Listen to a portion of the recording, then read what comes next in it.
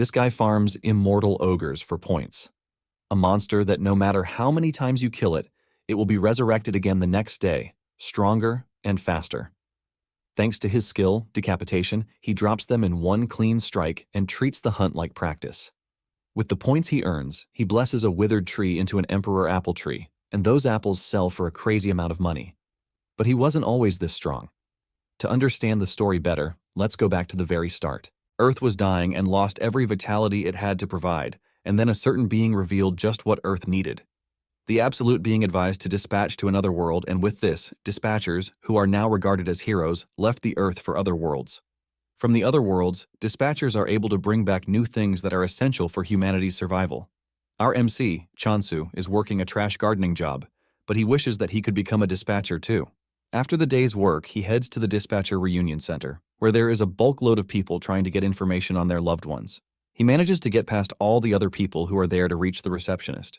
The receptionist checks his log and realizes that Chansu doesn't have enough to pay for the investigation he is requesting. He tells him to come back when he finally has the required money. Chansu begs the man to at least give him some news, but he is pushed out of the way by the next customer. Chansu has no choice but to step away, and he walks back home decisively. Apparently, when he was little, his father was a top-ranked veteran, also known as a returnee. They were always together, but when Earth's condition got worse, he was dispatched again. And since then, he hasn't seen his father again. After waiting for so long, his mother also went in search of her husband, but in the end, Chansu found himself all alone. He has grown so much that the memories he has with them have started to fade. He can't even picture their faces clearly anymore. Suddenly, a bright golden light hits the outside of his apartment, leaving a massive wave that sends him flying into the wall. He passes out cold, and when he wakes up, it's been hours. An emergency news alert popped up on his phone, warning about the turbulence and flash caused by a returnee's re-entry. To make the situation worse, an S-rank returnee announces his retirement, shocking everyone. The S-rank dude talks about how he failed to protect the dispatchers who accompanied him. He also could not protect his god, and in the end, he returned alone, a failure. The dude says he can no longer dispatch because he has lost the ability and the qualification to do so. Apparently, the earthquake and the bright light were a result of his re-entry. With a broken voice, the dude announces his retirement, while asking everyone to do their best to protect Earth. This is basically bad news for everyone because Earth's population has grown below 500 million, making it hard to raise high-ranking dispatchers. Chansu cannot believe that the dude failed at his mission, and he is also retiring from it. Just then, he hears a knock on the door, and he wonders who it could be. He stands and he walks to the door, wondering why he is getting a visit because it is very unusual. He opens the door and hears a voice calling him, but he doesn't see anyone standing at the door. Just as he is about to start believing that he is going crazy, the voice directs him to look down. Chansu stares down to see a cute talking bunny holding a tablet device and staring at him. This scares Chansu so hard that he falls on his arse, but the rabbit simply continues with his business, asking him if he is Chansu. The rabbit then tells Chansu to calm his nerves because he brought wonderful news for him. The rabbit smiles, congratulating Chansu on becoming a dispatcher. Chansu is shocked to hear this, forcing him to ask the rabbit again if he knows what he is saying. The rabbit admits that Chansu is probably confused, but he assures him that it doesn't take away the fact that he has been chosen. Since Chansu is acting suspiciously, the rabbit suggests that they move to another location. As they walk through an unfamiliar hallway, the rabbit asks Chansu if he has any special skills, because most people have at least one. Chansu then replies that he is the highest in the Trash League, which is why he is not even qualified to be a dispatcher. However, he is pretty good at trimming trees or flowers. The rabbit is shocked to his bones when he hears this, and Chansu is also surprised that the dude approached him without knowing that he is worthless. The rabbit then calms himself down, saying there is always a reason for everything. He assures Chansu that he might be worthless, but it doesn't change the fact that he was chosen. Chansu is completely blown away because he never expected to find himself in the dispatch center, which means a chance has finally come for him. They arrive at a very large door, and the rabbit suggests that they go inside to continue their conversation. Before the rabbit could continue with what he was saying, Chansu had reached the door. He tries opening the giant door, but for obvious reasons, the door won't budge. This is when the rabbit disgustingly asks him what he is doing with the door. The rabbit says the entrance they are going to use is to his right. Chansu doesn't want to believe his eyes when he realizes that the rabbit is pointing to a very tiny door, which is a perfect size for the rabbit, not freaking humans. The rabbit says he has never had issues using the door, and Chansu is forced to remind him that he is a freaking rabbit. Believing that the rabbit is nuts, Chansu says he has to leave, and the rabbit asks him if he is sure he is making the right decision. The rabbit reminds him that he has failed every test that he has taken, but in the end, A rare opportunity has come knocking on his door. The rabbit asks him if he thinks an opportunity like this will ever come in his lifetime again. The rabbit tries to tell Chansu that he is not trying to coerce him because he is free to leave if that is what he really wants. After hearing this, Chansu has no choice but to crawl through the small passage to follow the rabbit to his bright, tidy office. This is shocking to Chansu because he was expecting a tiny office. The rabbit then tells him that there is a world that is suited just for him. Chansu is confused by this, asking if there is a different world that fits each person. The rabbit informs him that there is a world called block-type land grabbing, and it has an event in progress. Chansu's eyes light up in shock when he sees this, and the rabbit assumes that he knows about it, but Chansu says it is his first time hearing about it. The rabbit mentions that the world is the most sought after in recent days. Apparently, the world has the unique feature of receiving the divine protection of a god. Chansu becomes more interested when he hears this because the returner also made mention of a god. The rabbit notices the change in expression and he assures him that choosing him has no connection to the recent event. Chansu then asks the rabbit what type of god he is talking about, and the rabbit mentions that gods are assigned on a random basis, but since Chansu is his favorite person, he might as well give him the chance to choose what god he wants. The rabbit then brings out 3 cards, asking Chansu if he is ready to choose. Chansu is confused by this because he doesn't even know which of the cards is good or bad. The rabbit reminds him that this opportunity might not come again, and Chansu agrees with him. Remembering his father, Chansu is pissed that he is even hesitating in the first place.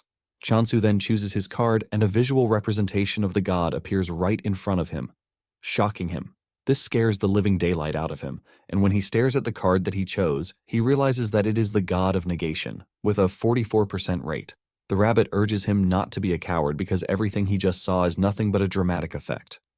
With his heart almost out of his body, Chansu is forced to ask just what kind of god would require an effect that almost sends him to the afterlife. In addition, Chansu doesn't think the god is the right choice for him because the name alone spells trouble.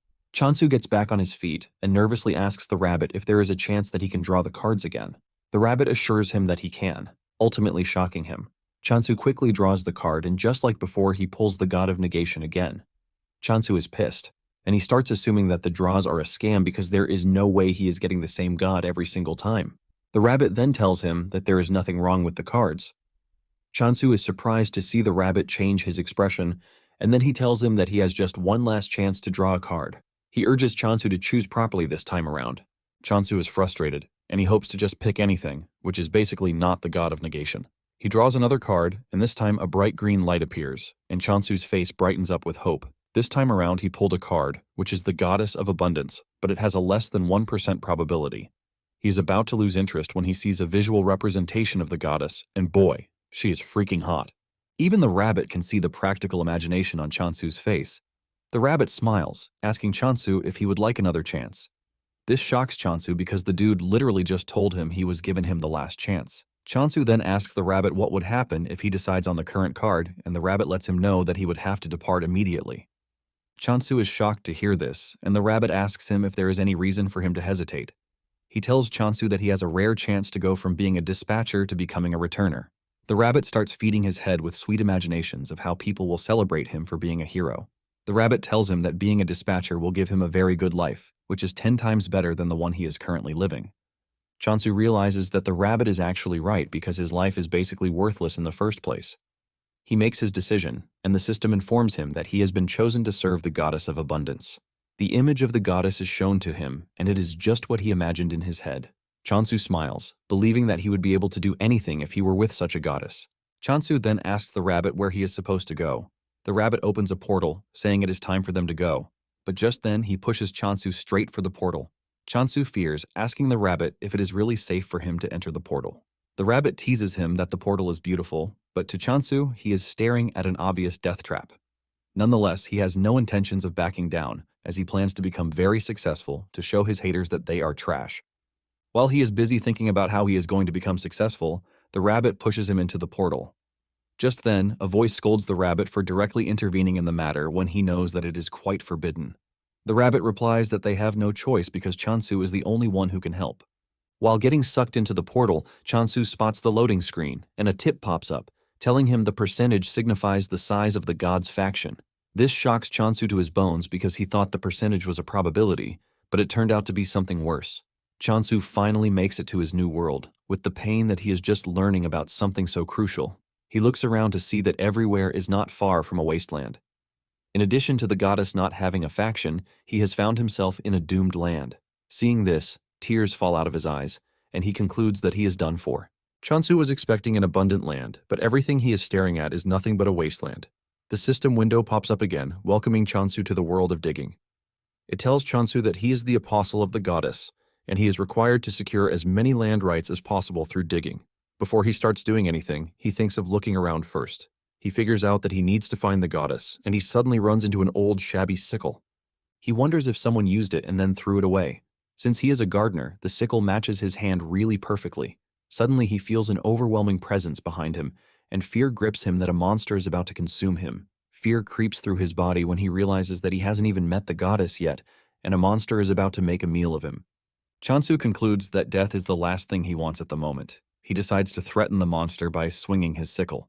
He turns around and swings it really hard, only for him to see that there is no monster but a cute hamster staring at him. Chansu crouches to stare at the hamster, and he can clearly see that it doesn't harbor any sense of hostility toward him. Suddenly, it crosses his mind that he might get a bonus for taking out the hamster, and the hamster screams out its lungs in fear. Chansu smiles, because he has successfully messed with the hamster. He decides to let it live as long as it doesn't cause him any problems. Suddenly, the hamster turns around to leave. The hamster stops at a distance, beckoning Chansu to follow him. Chansu then runs after the hamster, which is pretty fast for its size. Chansu wonders where they are going until they reach a stream, where Chansu wastes no time fetching water into his bottle to drink. He feels very refreshed, and he asks the hamster if he knows where the goddess is staying. The hamster tries responding to him, but their communication technique differs from each other. The hamster continues moving again, and Chansu follows it, waiting to see where the hamster is leading him. Moments later, they arrive at a huge tree that has dried up like the trees on Earth. Chansu steps on a whittled ginseng, shocking him. He wonders what a ginseng is doing in such a shabby place, but the hamster suddenly grabs the ginseng away from Chansu. Chansu is confused as he believes that the ginseng is for the hamster. Just then, the notification comes on, telling Chansu that he has discovered the goddess. Chansu believes that the system is glitching because he has not seen the goddess anywhere around. Chansu is rambling about this when the hamster grabs his leg, and he assumes that the hamster is messing with him. He grabs the hamster, telling it that he is busy and not ready to play. However, the hamster's expression tells Chansu something important that he has been missing. In the most unexpected surprise, the wilted ginseng is the freaking goddess. Chansu doesn't want to believe this because the goddess he saw was pretty bountiful, and there is no way she has shriveled into an ugly ginseng root. Since he is not ready to believe his eyes, the hamster brings out a magnifying glass for him to look through, and this is when he finally accepts reality. He holds his head in pain because the land grabbing and the percentage that he saw was nothing but a foreshadowing of his future situation. Chansu remembers that the numbers were going up when he was drawing the cards, and this basically means the god's influence was growing then. Chansu cannot believe that the god of negation was actually a good card, and it was hard to believe since it was coming up pretty often. Chansu wonders if the goddess shriveled away because her influence went down completely. Chansu stares at the goddess, wondering why she is not waking up. He starts to fear that he has completely killed the goddess when he steps on her, but the hamster just stares at him like some really dumb dude. It then dawns on Chansu that he might get the goddess to wake up if he gives her some water. He pours water on her, and surprisingly, a bright green effect emerges from the ginseng's body. This tells Chansu that the water is working, and he proceeds to give her some more water. He drowns the goddess in water, ultimately restoring the goddess's sense. The goddess almost drowns in the water, and she starts wishing Chansu would stop before it is too late. The goddess finally comes to life, and Chansu celebrates his aggressive CPR skills. The hamster is also glad that its master is back to life. Just then, Chansu bows to the goddess, offering his greetings and telling her that he is her apostle. The goddess manages to sit up to look at her apostle. Chansu is totally confused about what to do until the Windows notification pops up, telling him that he can become stronger by using his skills. Chansu is surprised because he didn't know that there were skills readily available for him. He sees one of the skills, which is the goddess's blessing, and even though there is no description of what the skill does, Chansu assumes that it is for making crops beautiful. Just then, he applies it, and he realizes that the blessing is called decapitation. This shocks Chansu, since decapitation basically means cutting off a head. He doesn't want to imagine himself cutting heads around just to live an abundant life. However, he concludes that there is no way the goddess of abundance would grant him such a violent skill. Chansu turns to the goddess to ask her if he is truly meant to cut somebody's head off, and the goddess's reaction just confuses him. He then concludes that there is nothing else but to decapitate someone. Chansu starts thinking about the several things that this might entail. And then it suddenly dawns on him that the hamster might be ripe for decapitation. The hamster is busy celebrating the revival of the goddess, not knowing that Chansu is staring at him with the most evil eyes ever. The hamster turns around to see Chansu fully armed and ready to turn it into 2 pieces. Just before the sickle can hit, the hamster makes a run for it. Chansu continues his chase, and realizing that there is no way out, the hamster hides behind the goddess. Chansu calmly tells the hamster that he is not happy with what he is about to do, but it is all for the goddess's sake. Suddenly, the hamster and the goddess start to panic, and when Chansu turns around, he sees a terrifying creature standing behind him. Chansu also notices that the hamster has jumped in front of the goddess, and this is when it dawns on him that the hamster wasn't a monster after all. Chansu admits his mistake and figures out that he has to make amends for his mistake by defeating the real monster standing in front of him. However, the question of whether he can do it remains a thing. Nonetheless, Chansu is a brave dude, and he charges at the monster with the sickle in hand, and thanks to the decapitation skill, he can see exactly where he needs to cut. He activates the decapitate skill, and he leaps at the monster, swinging the sickle so hard that it takes down the monster in one strike. The hamster and the goddess are left in shock when they see this. Chansu casually returns to the goddess like he didn't just do something pretty crazy. Chansu then bows to the hamster for mistaking him for a monster and almost sending him 6 feet underground. He asks the hamster to forgive him, and the hamster smiles before giving Chansu a thumbs up to let him know that he is not holding grudges against him. Chansu is happy to see this, and he gives the hamster a name, Hamstol. The name sounds so good to the hamster that it starts to blush hard from it. Just then, the Windows notification pops up again, telling Chansu that the head of the monster will automatically be transported due to the skill's effect. This is when Chansu finally learns the name of the monster that he killed, which is the immortal ogre. Because he has defeated one ogre, a kill count also appears to show him that he can kill as many of them as he wants. Chansu is surprised that the monster is known as the immortal ogre when there is nothing really immortal about it. The system comes up with another notification, telling Chansu that the transported offering now belongs to the goddess. Chansu turns to look at the goddess, and he realizes that the goddess has become even fresher than before. It dawns on Chansu that if he continues working hard and terminating monsters, it will, in turn, help the goddess return to her best form. Motivated to see the goddess's hot body, Chansu runs off to find more monsters to kill. He soon runs into a horde of immortal ogres. He gets another tip that there are unidentified points that can only be used by the world system, which means that they cannot be traded between individuals. Chansu is surprised because he didn't know when he acquired the points. Nonetheless, it is a good thing for him, and he figures out that getting rid of the ogres is the next thing on his list. Chansu is glad that he can wield the decapitation skill because it makes killing the ogres easy for him. Chansu dashes toward the ogres, activating the decapitation skill, and he cuts them down with just one swing. Another tip pops on, telling him that he can acquire points by killing monsters. Chansu sees this as a go-ahead to kill as many monsters as he can because the system just gave him the go-ahead. Chansu has defeated 4 immortal ogres already, and he thinks of killing about 100 just for the feel of it. After defeating the first wave of monsters, Hamstall celebrates on Chansu's shoulder as if he were the one who defeated the monsters. Chansu then asks why the monster is called an immortal ogre when they die too easily for something that should be eternal. Since no one can answer his question yet, he figures out that he will get the answer to his question if he continues defeating the monsters. Chansu returns to the tree to find the goddess looking even more beautiful than before. Chansu smiles because the effect is coming in faster than he even thought. He is excited to see the goddess return to her original form. The goddess then points to the huge tree, leaving Chansu confused about what he is supposed to do. It then dawns on him that the goddess is asking to be lifted into the tree. Chansu helps the goddess up, but the goddess beckons to him. The system then tells him that he can use the Blessing of Abundance, but every skill consumes points. Chansu touches the tree and activates the Blessing of Abundance.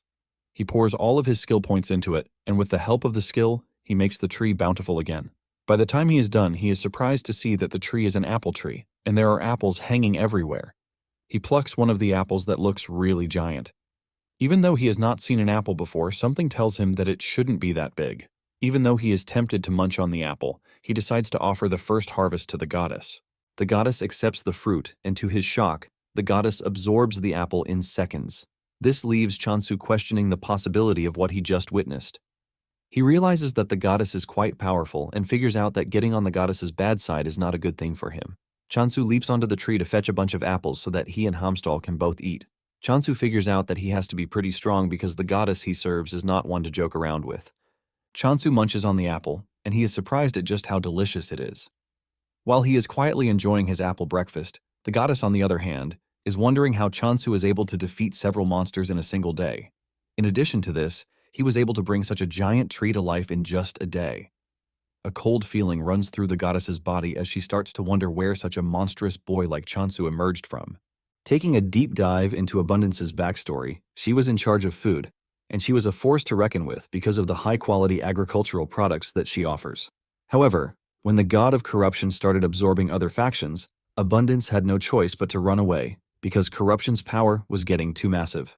To survive, Abundance abandoned her trade and resorted to hunting monsters, but her forces were unfit for combat. Because of this, they could not win a single battle, and as a last resort they modified their skill to make something else. However, this didn't guarantee Abundance's survival. Basically, the decapitating skill that Chansu thinks is for cutting off monsters' heads is actually a skill to help Abundance's subordinates bring back the heads of dead animals or monsters. Because her subordinates were bad at combat, they could only do their best. Just by staring at Chansu, the goddess is crippled with fear because he is completely different from what she envisioned. She wonders why Chansu chose her, but nonetheless she comes to the conclusion that Chansu now belongs to her. Chansu is trying to get another apple fruit when the goddess clings to his leg, and this scares Chansu, who believes that the goddess is trying to absorb him. But the goddess is only trying to hug him to thank him for everything so far. Later on, the goddess falls asleep, and Chansu lays her on the altar to sleep, but a loud thunder strikes out of nowhere. Chansu fears that this will wake the goddess, but to his surprise, the goddess remains fast asleep. Just then, Chansu realizes that apples alone won't sustain him. And at that moment, the system informs him that the delivery event is now in progress. Chansu is surprised to see that something like this exists. However, to make a delivery, he has to be able to contact those back on Earth. However, he notices that Hamstel is also tired, and he lays him beside the goddess. He even covers the two with leaves to serve as a blanket. Meanwhile, at the Reincarnation Trading Company, Hasujin, the Apostle of Reincarnation, bursts into her boss's office to scold him for giving him more work, even though she is already busy as it is. It turns out that they have gotten the order to deliver apples. The order also states that there is no money involved, which means that they are going to barter apples in return for goods. Hasujin screams at her boss, asking if she did something wrong, and he decides to punish her with this trash of a job, but her boss says no. Her boss tells her that the business trip to get the apples is actually good for her because she won't have to work, and this will serve as a break for her. Her boss tells her that staying at the office means more work for her, and he urges her to use the trip to clear her head a bit. Hasujin argues with him, saying there is no one else to send on the trip, which is why he is sending her. Her boss chuckles nervously because she might be right with her deduction. Her boss urges her to get a move on because she might just discover something lucky on the trip. He waves her goodbye, hoping that something good comes out of the trip. Hasujin checks out the order logs and realizes that there are a bunch of deliveries that she has to do, and she hopes that it is worth it, or else there is going to be a big problem. Meanwhile, Chansu has been gathering apples in preparation for delivery. While Chansu is gathering the apples, Hamstel is having a field day with them. Chansu soon finds him munching on the apples, and he grabs him, telling him to stop messing around with the apples. He tells him that the apples are for trading because they will be meeting with someone later in the day.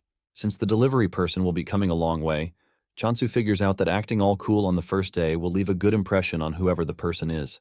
According to the information he got when signing the delivery event, he found out that the world is truly divided into blocks, and the Block Territory Conquest Grand Summon event is in progress.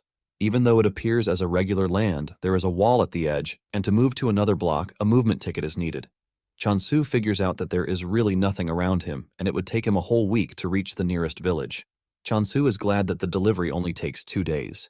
Even though it is quite fast, Chansu doesn't care as long as he gets his sleeping bags pretty fast. In addition, he ordered a cushion for the goddess to sleep on.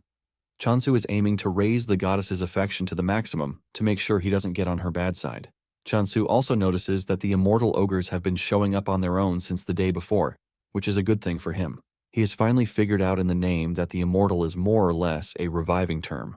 Nonetheless, Chansu doesn't care as long as he gets to terminate as many of them as he can while farming for points. While battling it out with the monsters, he almost gets crushed from behind, but he manages to dodge.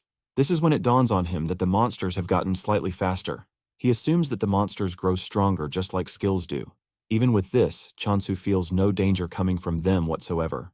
While taking out the monsters, Hasujin is watching from the sky, and she has the same reaction as everyone who has witnessed Chansu take on the monsters. All she sees is a crazy, overpowered dude who has monsters for breakfast. Apparently, the immortal ogre was once considered the main hunting target for most dispatchers because it provided more points than regular monsters.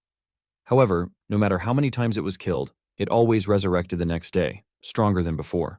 Even if the dispatcher moved their block, it would continue coming after them, which makes it the most persistent monster. In addition to this, it usually leaves a curse on its target, giving it the chance to wear them down until they eventually collapse.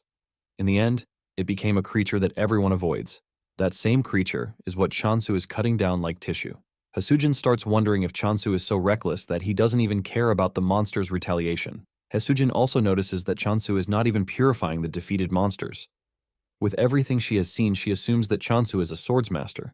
But then, she wonders why a swordsmaster would be picking apples out of all the things that he can pick. Hasujin concludes that Chansu is not a smart swordsmaster, but to avoid his wrath, she believes that it would be best to deal with him in the most gentle way possible. After taking down the horde of immortal ogres, Chansu realizes that he has gained a ton of points and that it is increasing exponentially too. Because of the blessing, an apple now costs 1,000 points. Chansu figures out that hitting 100 is not going to be a problem for him. He had been wondering why there was a shrine in the region in the first place, but it appears to be a jackpot for him. Just then, Hasujin approaches him and she humbly bows to him. She introduces herself, revealing that she is from the trading company and that she has come with Chansu's delivery. Chansu excitedly shakes Hasujin's hands, saying he is actually impressed that she managed to find the block on her first try. Deep down, Hasujin is scared because Chansu is a powerful dude, and she has to be very careful not to get on his bad side. Just then, she spots the hamster, and this catches her attention because he looks so squishy that she wants to hug him. Chansu notices the eagerness on her face, and he asks her if she is feeling unwell, but she replies that she is feeling good. Unknown to Chansu, Hasujin is just eager to touch the hamster. Chansu then tells Hasujin to follow him so he can lead her to where the apples are. Upon arriving there, the smell of the apples alone catches her attention, and she is forced to say this out. Chansu agrees with her, saying the apples grew really well. Hasujin cannot believe that the large tree standing in front of her is an apple tree. Chansu plucks one of the apples and he asks Hasujin if she would be willing to eat the apple. Hasujin collects the apples and the massive sizes of the apples shock her. However, she is not expecting anything great because when a fruit gets too big, the sweetness suffers a backlash. She expects to be disappointed, but the moment she bites out of it, she is sent into a state of unimaginable tastefulness. Hasujin realizes that the apple is quite sweet, and the acidity is also balanced out. She figures out that the apple would sell for nothing less than 100,000 gold because of how sweet it is. Hasujin then asks Chansu to confirm if he placed a 2,000 gold price tag on the apples, and Chansu says yes. Hasujin lets Chansu know that the price he placed on the apple is quite absurd, and Chansu thinks she is saying the apples are too expensive. Chansu nervously asks the lady how much she would be willing to buy the apples. Hasujin shocks Chansu when she tells him that he should be getting at least 20,000 gold per apple. Chansu almost loses his mind when Hasujin reveals that it could even get over 30,000 if he supplies them to a department store. Chansu cannot believe his ears. And even though Hasujin could have defrauded him, she doesn't think it would be nice to lose a potential long-term customer. In addition, she is not ready to die just yet, because she believes that this will be her fate if Chansu ever finds out. Hasujin then tells Chansu that the apples are not just apples, but the very first type of apple that has gotten a unique flavor she has not tasted before. Hasujin confesses that the apple holds more value than any regional specialty that she knows. To avoid overstretching things, she suggests that they just put it at 20,000 gold in the meantime. She brings out a formal contract, telling Chansu that the other balance will also be settled once he signs the contract. Chansu collects the pen and he looks through the contract to see what it entails. Once he sees that it is something favorable to him, he smiles. However, he suggests that they adjust a particular section of the contract. Hasujin is surprised when she realizes that the company's share percentage has gone up. Chansu lets her know that it wasn't a mistake, but he did that because he would like to build a long-lasting relationship with Hasujin. In addition, Hasujin was honest with him about how much the apples are worth. Chansu stretches his hand forward to shake her, and this shocks her. She then thanks Chansu for accepting the contract, and she hands over the items that he ordered. Among the things he ordered are seeds, food supplies, and cooking tools.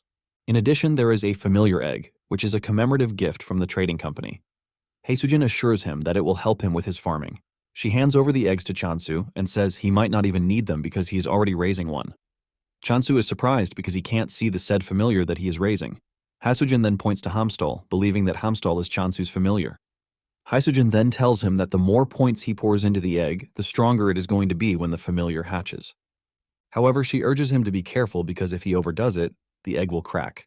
leading to an automatic failure. She adds that Chansu should stop once the egg starts to tremble.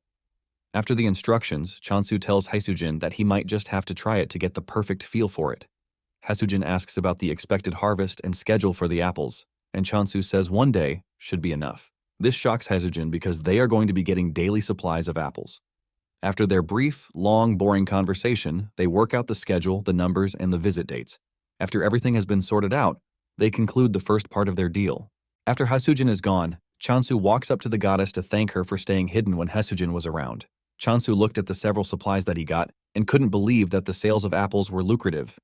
Nonetheless, he knows that he owes it all to the goddess. Just then, he spots the goddess hugging the eggs, and he realizes that he might have to hatch the eggs sooner. However, he is going to need more points if he is going to do this. To do this, he figures out that killing more monsters is the way forward. Chansu is proud of how things have come so far, but he is not delusional enough not to know that there will be difficulties ahead. Even with the thought of this, Chansu is not scared because he is built to face challenges.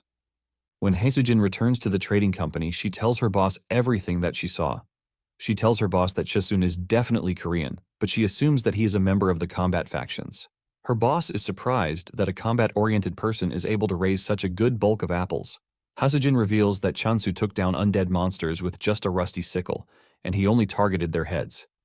Haesujin's boss believes that the dude might be aiming to become a Swordmaster by putting himself in a tough situation, just like a dude Rohan did. Haesujin's boss then says it would be advisable for them to keep Chansu hidden rather than assign guards to his position, and Haesujin agrees with this.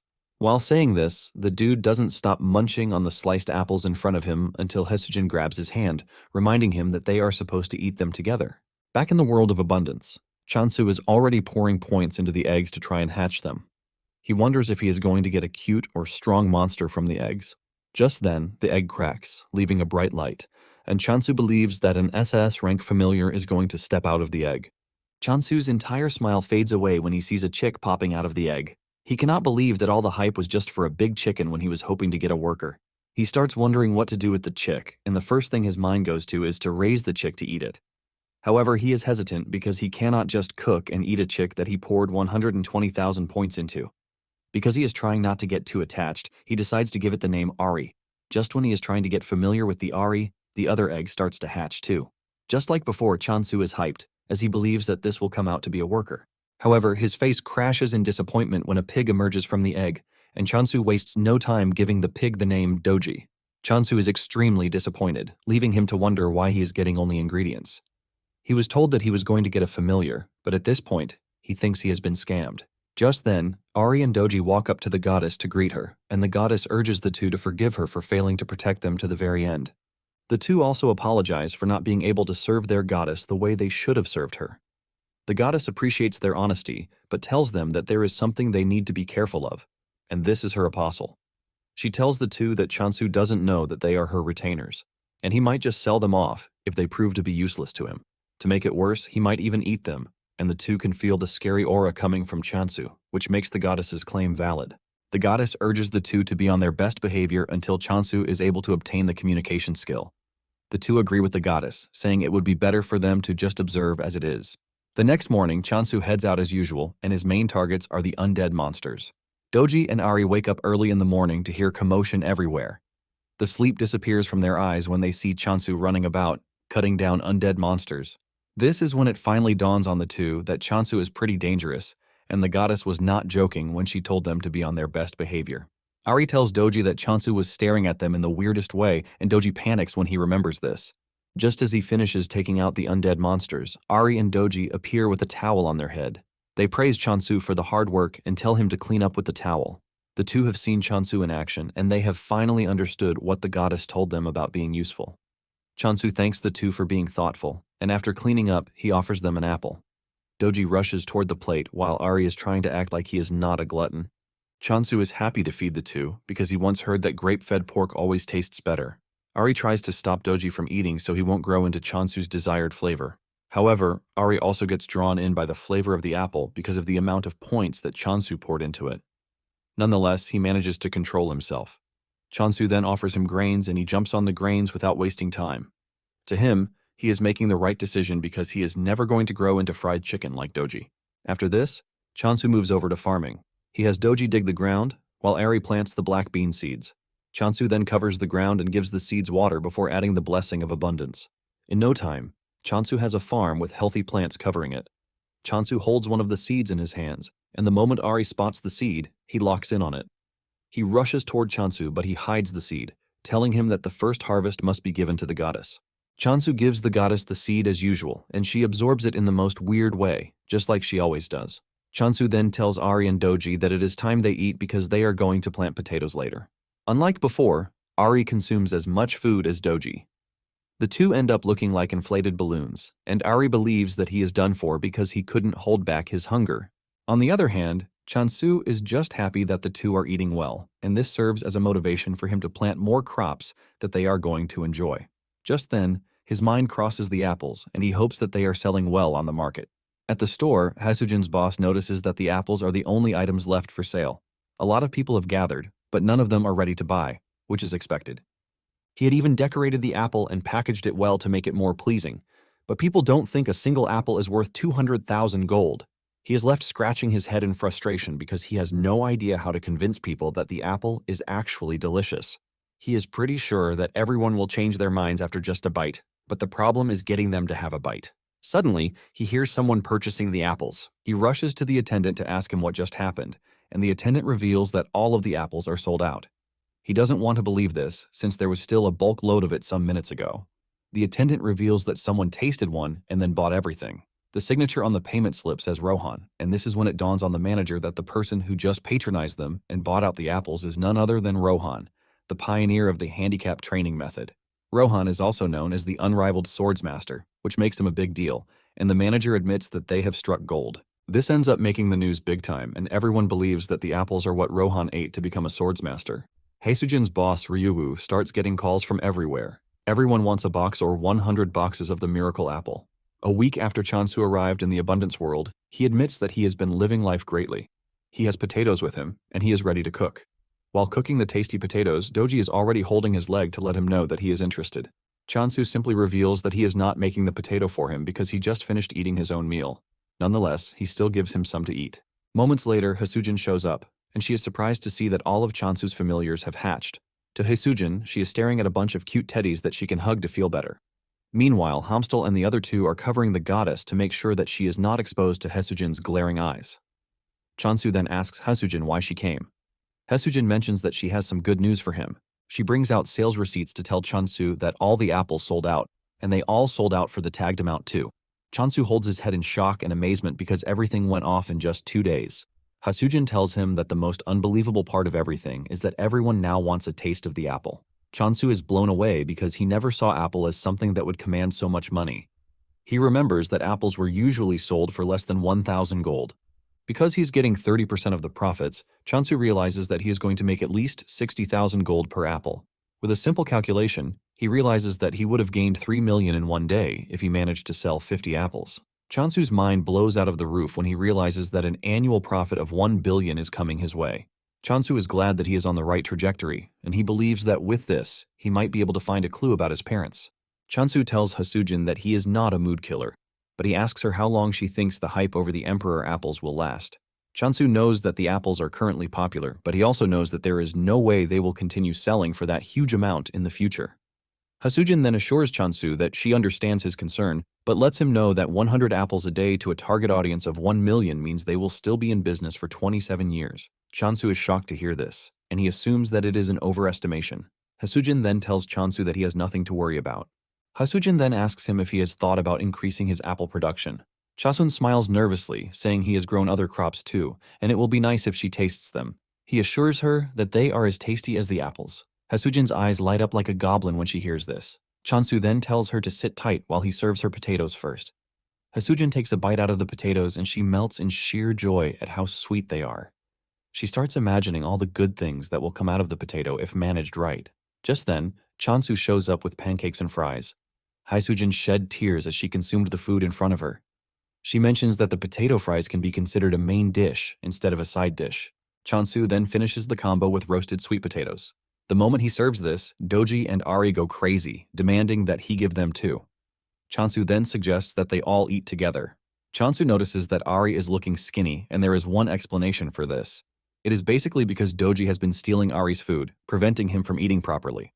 Hamstal jumps on the table to eat with Hasujin, and Chansu asks Hasujin for her thoughts on the potatoes because he plans on selling them too. Hasujin thanks Chansu for the delicious meal and then asks if there is a way he can grow the crops and also increase apple production. Chansu replies that it would be difficult, since he is going to need more points. At the same time, Chansu doesn't think it would be wise for him to use all of his points on farming. Hasujin lets Chansu know that his efforts are appreciated, but she urges him to focus more on apples. Hasujin mentions that all of the apostles are Korean, and the culture of the world is built on this. Hasujin says the food is amazing, but lets Chansu know that it is hard to charge a premium price for crops alone. Hasujin says the crops won't be as profitable as apples even if people start to demand them. Hasujin goes on her knees, begging Chansu to consider apple production as his primary assignment. Realizing that there is no changing her mind, Chansu asks her if 100 apples a day will be enough, and her eyes light up when she hears this. She thanks Chansu for reconsidering and putting her suggestion into the books. The next day, Chansu steps out to hunt monsters as usual. Doji asks Ari if it is important that they follow Chansu every time he steps out, and Ari screams at Doji, telling him that they are the only ones who can keep watch, because Hamstal is basically useless. Unknown to them, Chansu is actually wondering why the two keep following him everywhere, and he assumes that they are combat-type familiars. Chansu doesn't think there is any way actual familiars will be pretty useless to the point that the only thing they can offer is to eat. His conviction soon goes down the drain when he sees the two getting chased down by an undead monster. Chansu blames himself for thinking the two are worth the hype he was giving them in the first place. Just then, Doji trips, giving the undead monster the chance to close down on him. Chansu tries to reach him, but the distance is just too much for him. Chansu tries getting the monster's attention by screaming, but even this doesn't work. Chansu swings his sickle, but even this proves to be useless because the range is short. Suddenly, the monster dies, shocking Chansu because he knows that the sickle didn't reach the monster. Just then it dawns on him that the skill might have been upgraded, and the skill range has increased. Chansu tries it out by staying at a distance and swinging the sickle at the monsters. With just one strike, he takes out multiple targets and the window pops up, alerting him about the newly obtained range of the skill.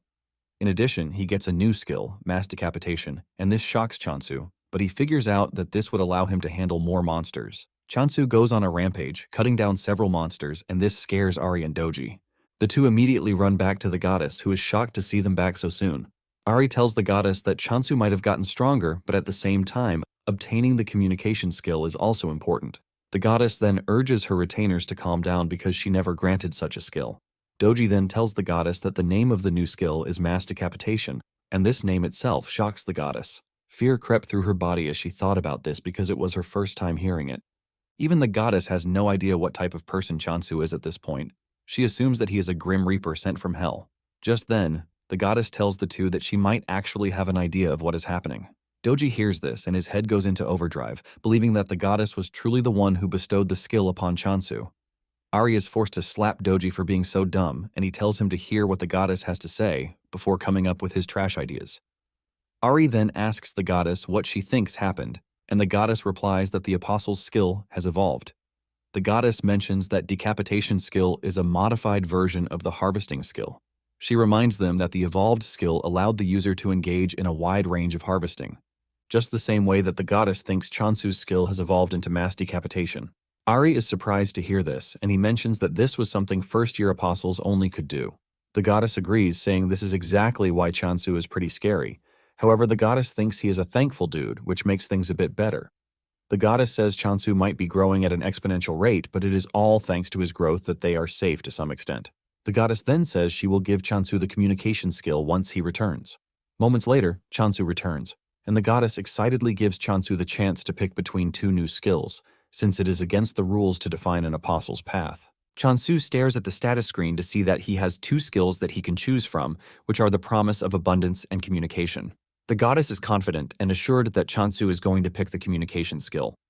The goddess can't wait to tell Chansu to stay away from danger and also to thank him for everything he has done so far.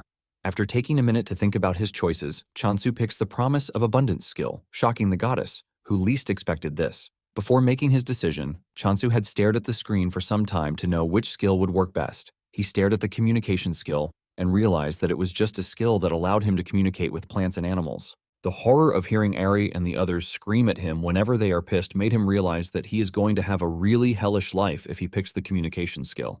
Since there is a saying that ignorance is bliss, he decides that choosing the communication skill would be a wrong move. This is why he went for the promise of abundance instead. And the moment he picked the promise of abundance skill, he realized that everyone is pretty gloomy. He now has 2 skills on the board, but just like before, there is no description for the skill. Chansu then picks out an apple with the intention of giving it to the goddess as a first offering. But to his surprise, the goddess turns her back to him, and she starts to cry. On the status screen, Chansu learns that depending on how he uses his skill, the points will return accordingly. Chansu wonders why the goddess is rejecting the apple that he gave her. In an attempt to cheer everyone up, he pinches Hamstel's cheek, and this cheers the hamster up a bit. He also rubs Doji's belly to tickle him, but to his surprise, the points are not coming back. Just when he is thinking of what might be wrong, Haisujin shows up in a hurry, telling him that he has to claim the block and defend it. This shocks Chansu, forcing him to ask if someone is planning to attack them. Haisujin says there is the possibility of this because the Emperor Apple has gained much popularity. Due to this, they are forced to limit the purchase of the apple to 1 per person, and even with this, over 5,000 people have made reservations already. The numbers shock Chansu, and Haisujin adds that the people who reserved say they don't even care when the apple arrives, as long as they get it at some point. It is natural that, because of how popular the apple is, there will be raiders who will start targeting the apples and the block. To make things worse, Chansu's block is outside the authority zone, which means there is no protection against crimes. Haisujin wishes that they had some kind of backing because it would have completely changed the game. Chansu thinks deeply about this and realizes that the only backing he has is the goddess. Chansu figures out that if he loses, it is going to be the end for the goddess and the entire region. Haisujin tells him that the first step in curbing this is to claim the block and install a secure gate. Chansu agrees to this, and he says capturing the surrounding blocks to set up a disguised base will put them closer to Haisujin. Haisujin sees this as a really great idea because once they occupy the block and build a door, they won't have to deal with movement restrictions. Chansu then asks why the reservations increased out of nowhere, because it definitely isn't normal. Haisujin tells him that the whole block is going crazy because of the effects of the Emperor Apple. Chansu is confused about the said effects, and Haisujin mentions that there have been claims that the apple is a cure for all. This shocks Chansu, who doesn't think the apple is even capable of everything they are claiming it does. Even Haisujin believes everything, but Chansu doesn't think much about it because it is just an apple. Meanwhile, an annoying journalist is following Rohan as he enters the hospital, and he has his camera ready. Rohan visits his friend Yunsu, who is a grand alchemist. Rohan tells Yunsu that he brought a get-well gift for him, and the gift is nothing but a box of Emperor apples. Yunsu is surprised that Rohan brought the apples for him because he has heard the rumors too. Yunsu takes a bite from it and explodes in pleasure, saying the nutrition and flavor are maxed out. Unsu expresses his shock and starts asking questions about the apple, but Rohan reminds him that he is not a cuisine expert.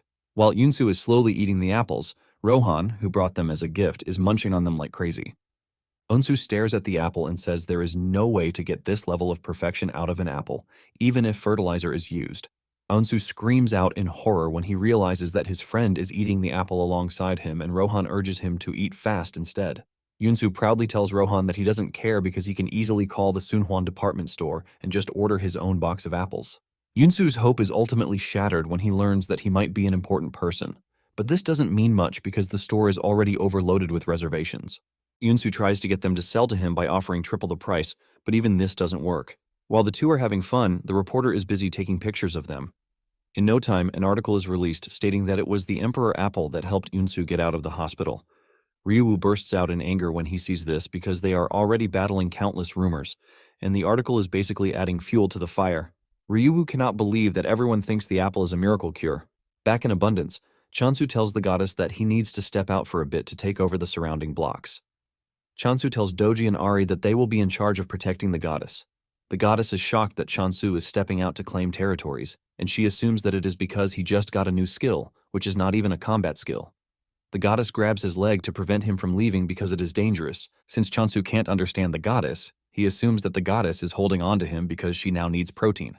Chansu smiles, asking if beef will be fine with them.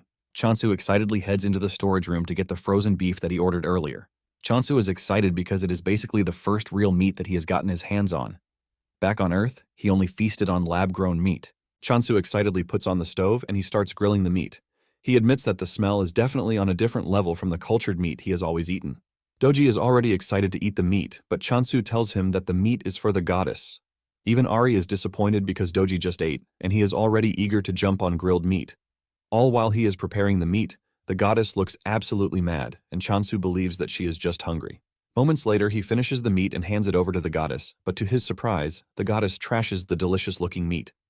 This shocks Chansu, who thinks the meat is spoiled, which is why the goddess threw it on the ground. Chansu takes out a part of it to try it to see if it is good, and he concludes that it is sweet. However, he believes that something is missing because it doesn't have the shock value of when he first had the apple. He assumes that this is the reason the goddess didn't eat either. Unknown to him, the goddess is crying so that he wouldn't go. But sadly, he can't hear her since he foolishly ignored the communication skill. On the other hand, Ari and Doji are celebrating because Chansu tells them that he is going to bring delicious meat for them when he comes back. That night, Chansu steps out just as planned, and while Ari and Doji are sleeping like logs of wood, the goddess stays awake, totally worried. Chansu arrives at the edge of the block, and the system asks him if he wants to move to the next block. Chansu then accepts the option, and he finds himself in the next block, but everywhere is pitch black. He uses the lantern to gain some visibility, and he realizes that he is in a jungle, which is completely different from where he was before. Suddenly, a swarm of flying monsters dashes toward his location, and because they are too small, Chansu makes a run for it. They are so small that he can't even target their necks, and he figures out that running back to where he came from is his best option. Suddenly, the undead monsters cross over from the other block. Chansu is shocked to see them, but before he can make a violent move, he realizes that the monsters are on his side.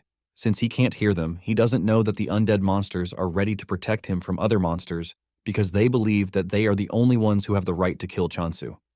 To make sure that they can uphold this, they are ready to protect him.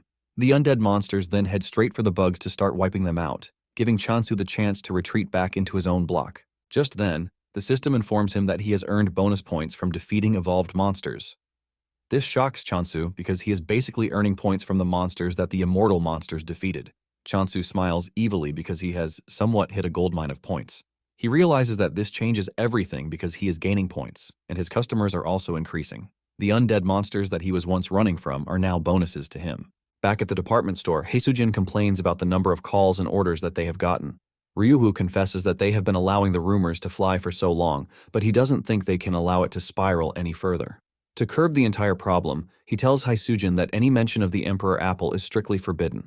He says there will be no more response to inquiries or interviews. He suggests that they greet all questions with silence and indifference. Haesujin thinks this might not be feasible because it is going to be total chaos. Ryuhu argues, saying they can't let out a word again even if they are threatened. Just as he mentions this, a sword appears on his neck, making his joke turn into reality. A voice appears from behind, apologizing for startling them. Ryuhu turns around to see that the person who held a sword to his neck is the Swordmaster, Rohan.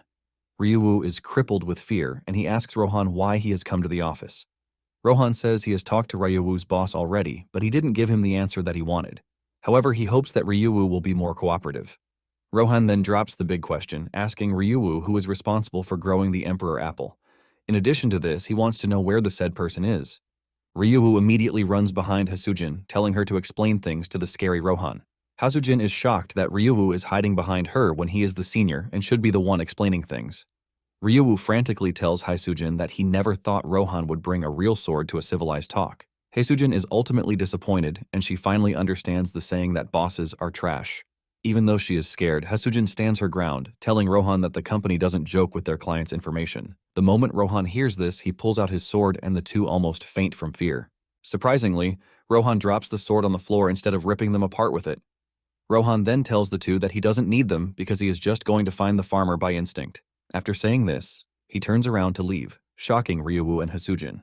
Haesujin has no idea what is happening, and he asks Ryuhu what the dude meant by instinct. Ryuhu reveals that swordmasters usually have instincts that are far better than those of a regular person. He tells Haesujin that he once heard that Rohan solved many problems in the past using his instinct only.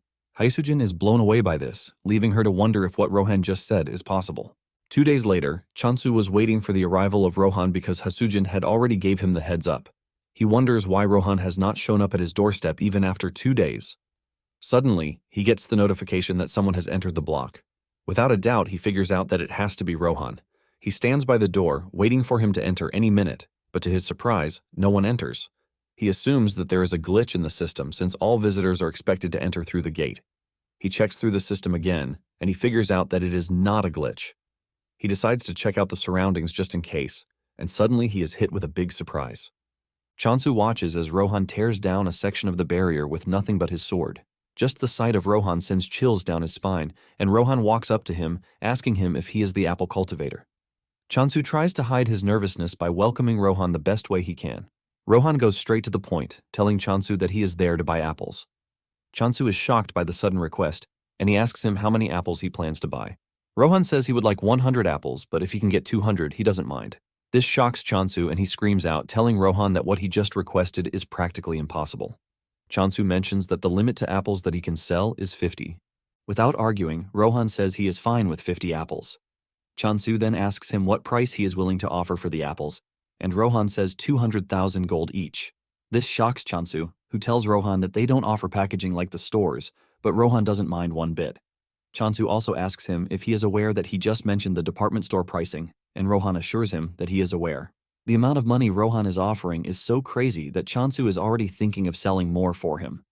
Chansu then takes Rohan to the apple tree, and Rohan is already salivating from the delicious apple he is about to eat. Chansu walks up to the tree, and he activates the Blessing of Abundance skill. Without delay, several apples pop out on the tree, and Chansu whips out his sickle, telling Rohan to give him a moment while he harvests the apples. However, Rohan tells him that there is no need for this. He brings out his sword, and in seconds he cuts down all the apples, leaving Chansu in a state of horror. He doesn't want to believe his eyes, and he just assumes that what just happened is nothing but a bug. After concluding the deal, Rohan sends Chansu the agreed-upon money, and he assures him that he will be visiting again next time. Just as Rohan is about to leave, Chansu stops him. Chansu figures out that Rohan might be a big help to him concerning the new block. Chansu then asks Rohan if he is interested in other crops because he just grew them, and he is pretty sure that Rohan is going to love it. With a straight face, Rohan asks him what kind of crops he is talking about, and Chansu says potatoes. He has not even finished saying this when Rohan says he is not interested.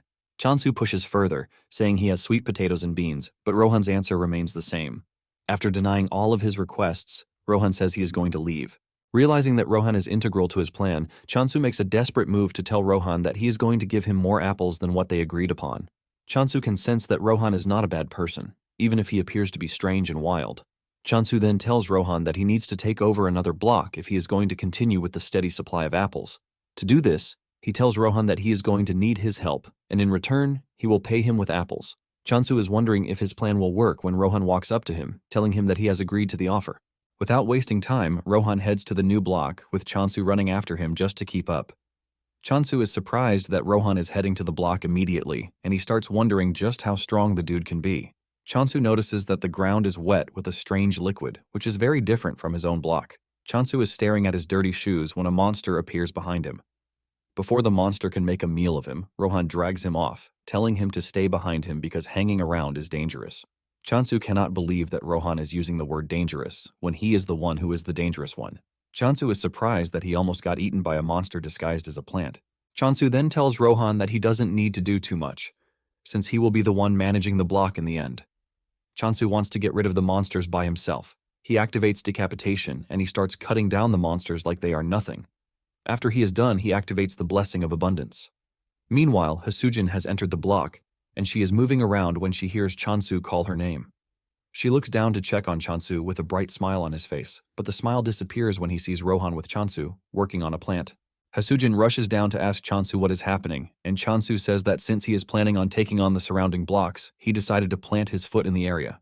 Hasujin screams at him that she doesn't care about what he is doing, but she is more interested in why Rohan is with him. Chansu then explains his current predicament to her. Apparently, when they first arrived on the land, Rohan tells Chansu that he would like to taste the apples grown on the new land. Chansu nervously tells Rohan that there is no land there because it is all filled with puddles. The moment Rohan hears this, he whips out his sword and swings it really hard to clear a large portion of the land. He clears the grass, turning it into a space where Chansu can plant seeds. Chansu is gripped with shock when he sees this, and he wastes no time planting the seed. He then casts the Blessing of Abundance on it, and this is what they were doing when Hasujin showed up. The seed that Chansu just planted has grown into a big apple tree with bright leaves. Hasujin is surprised, but she mentions that the apple smells really weird, and Chansu agrees with her. He says this is because of the environment. Apparently, the apples have double the aroma and flavor, and depending on the point of infusion, the taste changes. Chansu then confesses that he is still experimenting with it. Chansu plucks one of the apples and hands it over to Hasujin, asking her if she is willing to have a taste, but the girl refuses, saying she will pass. Haesujin then spots the plant monsters on the ground, and she calls them ostrich tails. Chansu is surprised because this is the first time he will hear of it. Basically, the monster takes a liking to an ostrich's habits, and it is said to be active only at night, which makes it extremely hard to catch. Haesujin checks out the monster, and she confesses that the conditions look really great. He takes some of its blood into a test tube and then asks Chansu if he was the one who hunted the ostrich tails. Chansu replies that it was all him, assuring Haesujin that Rohan wasn't involved. Chansu asks Haesujin if there is a problem with this, and Haesujin suddenly grabs him, asking him if he is willing to sell them. Apparently, the ostrich tails are said to sell for a high price. Scared of the zombie-like lady, Chansu agrees that he is going to sell them. Haesujin raises her hand in the sky, celebrating like she just won the lottery. Haesujin stares at Chansu like he is the most handsome man on the planet. Haesujin can't wrap her head around the fact that Chansu is skilled in both farming and combat. In addition to this, he even has a Swordmaster by his side. Haesujin cannot hide the fact that meeting Chansu is a blessing to her. Haesujin is dreaming about several products that she might still get the opportunity to sell when Chansu calls her name. Haesujin is pissed that he ruined her imagination, and she asks him if he wants anything from her. Chansu reminds her that he ordered some things, and Haesujin looks into the bag to start bringing out all the things that Chansu ordered, like pest control plant seeds. There is also a building construction kit with her. In no time, Chansu builds a portable home for adventurers, and he also plants the pest-repelling seeds in the area. This leaves Haesujin shocked because she didn't know that Chansu has the ability to also grow plants in a short duration of time. Haesujin continues wondering just what kind of person Chansu is. Soon afterward, he purchases the new block, leaving the goddess and her retainer rejoicing like babies. Chansu is also happy because he has finally become a landowner.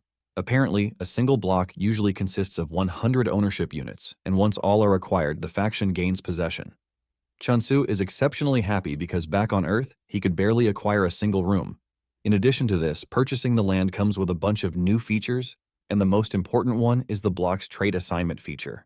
Chansu gets a tip from the system, telling him that the traits assignable to a block depend on the apostle's god or the block's nature. Chansu is happy to hear this because the feature fits perfectly with the goddess's nature. The system asks him to choose a trait to assign to the block, and his options are growth and death. Since growth sounds better than death, he thinks of choosing growth. In addition, he believes that this will help with the goddess's growth too. Chansu applies the growth trait, but things don't look entirely different from what they look like. Chansu concludes that there is no notable difference because it is still on stage 1. He checks out the status window to see that the growth trait affects basically everything. Chansu is smiling until he realizes that there is an option for spawned monster growth there. Chansu almost faints from the fear creeping through his body when he sees this.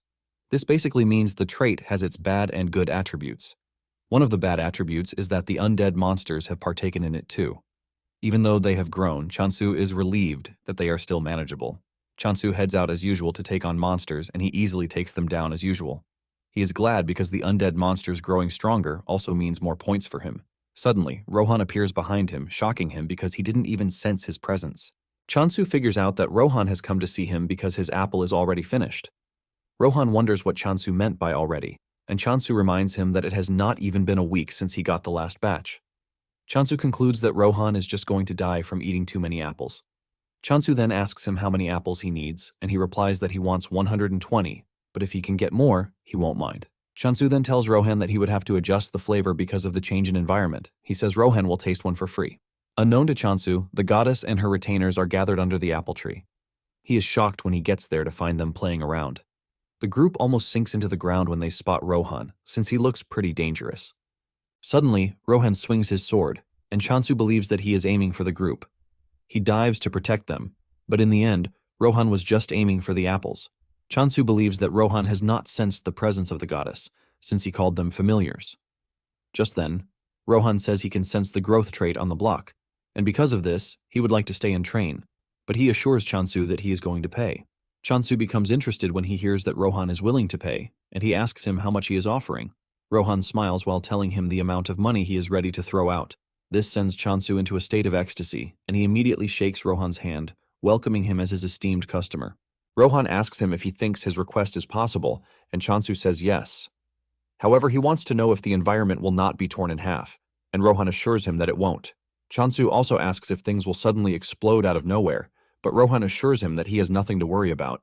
Chansu then tells Rohan that he doesn't have the power to manufacture monsters, since he doesn't even have lots of points to spare. Rohan lets him know that he doesn't need his help to sort out monsters because all he needs is a space in the corner. Chansu is surprised to hear that this is all Rohan needs. Chansu has no issues with this, but he tells Rohan that there is something else he wants aside from money. Chansu lets out his heart, saying he would like Rohan to be his guard. Since the world they are living in is prone to being in danger every time, Chansu thinks it would be better for Rohan to protect. After all, Rohan is one of the best swordsmen out there. Rohan replies that he will consider Chansu's offer if he can enhance the growth effect. Chansu is glad to hear this, and he assures Rohan that he is going to enhance the growth rate by 50,000 points every day. In addition, he's willing to provide 10 apples daily. Rohan is more concerned about the apples, and he asks if they can be purchased differently. Chansu then assures him that he doesn't have to worry about the apples. Meanwhile, Doji and the others are shaking in fear because it seems Rohan will now be staying with them. On the other hand, Chansu thinks the familiars will be happy because they have a Swordmaster protecting them. Chansu turns around to see a different reaction from the group. Rohan also sees this, but Chansu lies, saying the group is only shy because he is new. Chansu tries to get them to become familiar with Rohan, but the group runs away instead. Chansu cannot believe his eyes, but he moves past the embarrassing moment to tell Rohan his first request. Later on, the two are inspecting the other block when Rohan senses something behind the brushes. They walk over to check it out, only to find a cat lying there. Chansu is surprised because he wasn't expecting any other animals like Hamstol to be in the area. Because of how relaxed the cat looks, Chansu believes that it is not dangerous, and before Rohan can stop him, Chansu walks up to the cat to pet it. The cat wakes up to see an ugly face standing over it, and it jumps away like it just saw a ghost. The cat hisses at Chansu, which almost sends a chill feeling down his spine. The status window then informs Chansu that the cat is actually the Apostle of Negation, and it has declared war on his block. Chansu is shocked that the Apostle declared war on him just because he patted it a bit. With tears in his eyes, he asks Rohan if the cat is the Apostle of Negation because it has declared war on him. But Rohan believes that the dude is saying trash. Chansu suspects that the cat is mad because he was touched without permission. Chansu walks over to the cat to try to settle their differences while wondering why he has to fight a little cat.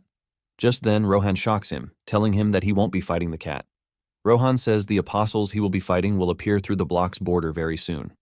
Surprisingly, Rohan says they will be human. Chansu is shocked to hear this because it was easy for him to kill monsters, but humans are a different story.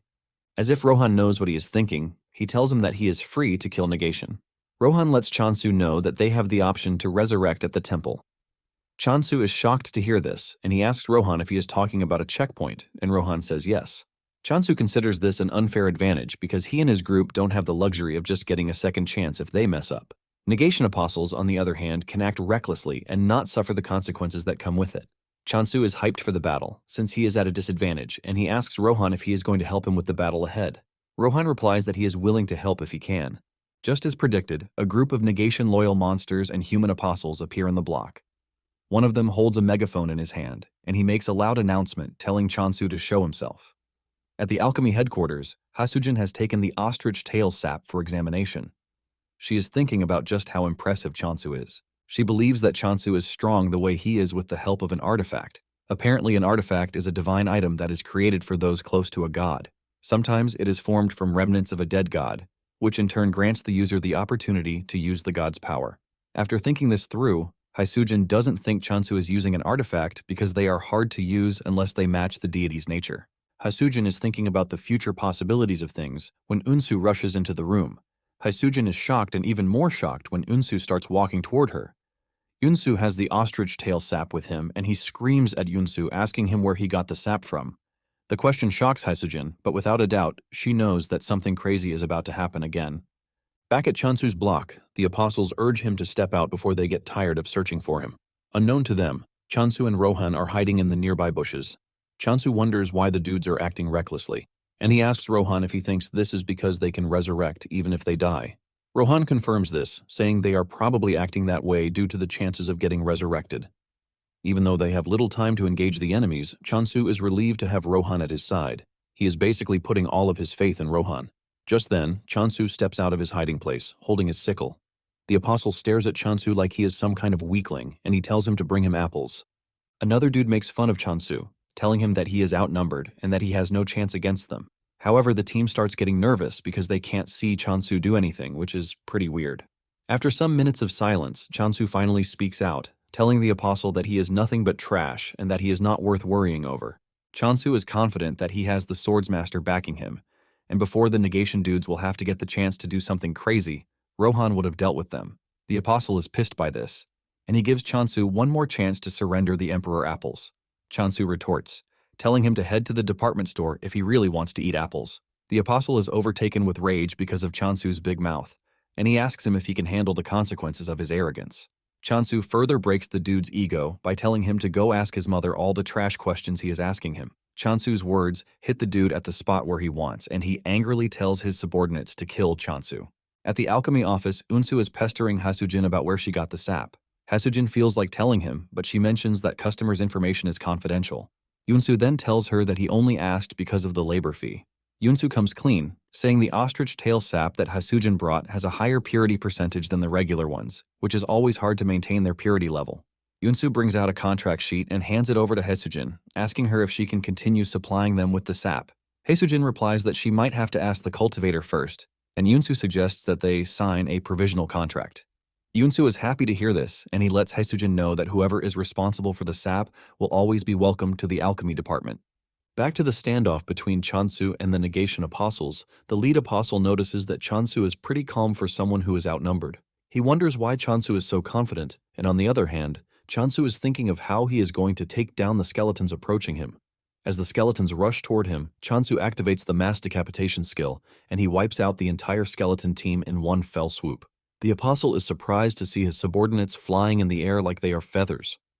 Chansu piles on the misery by telling the apostle that his subordinates are quite weak.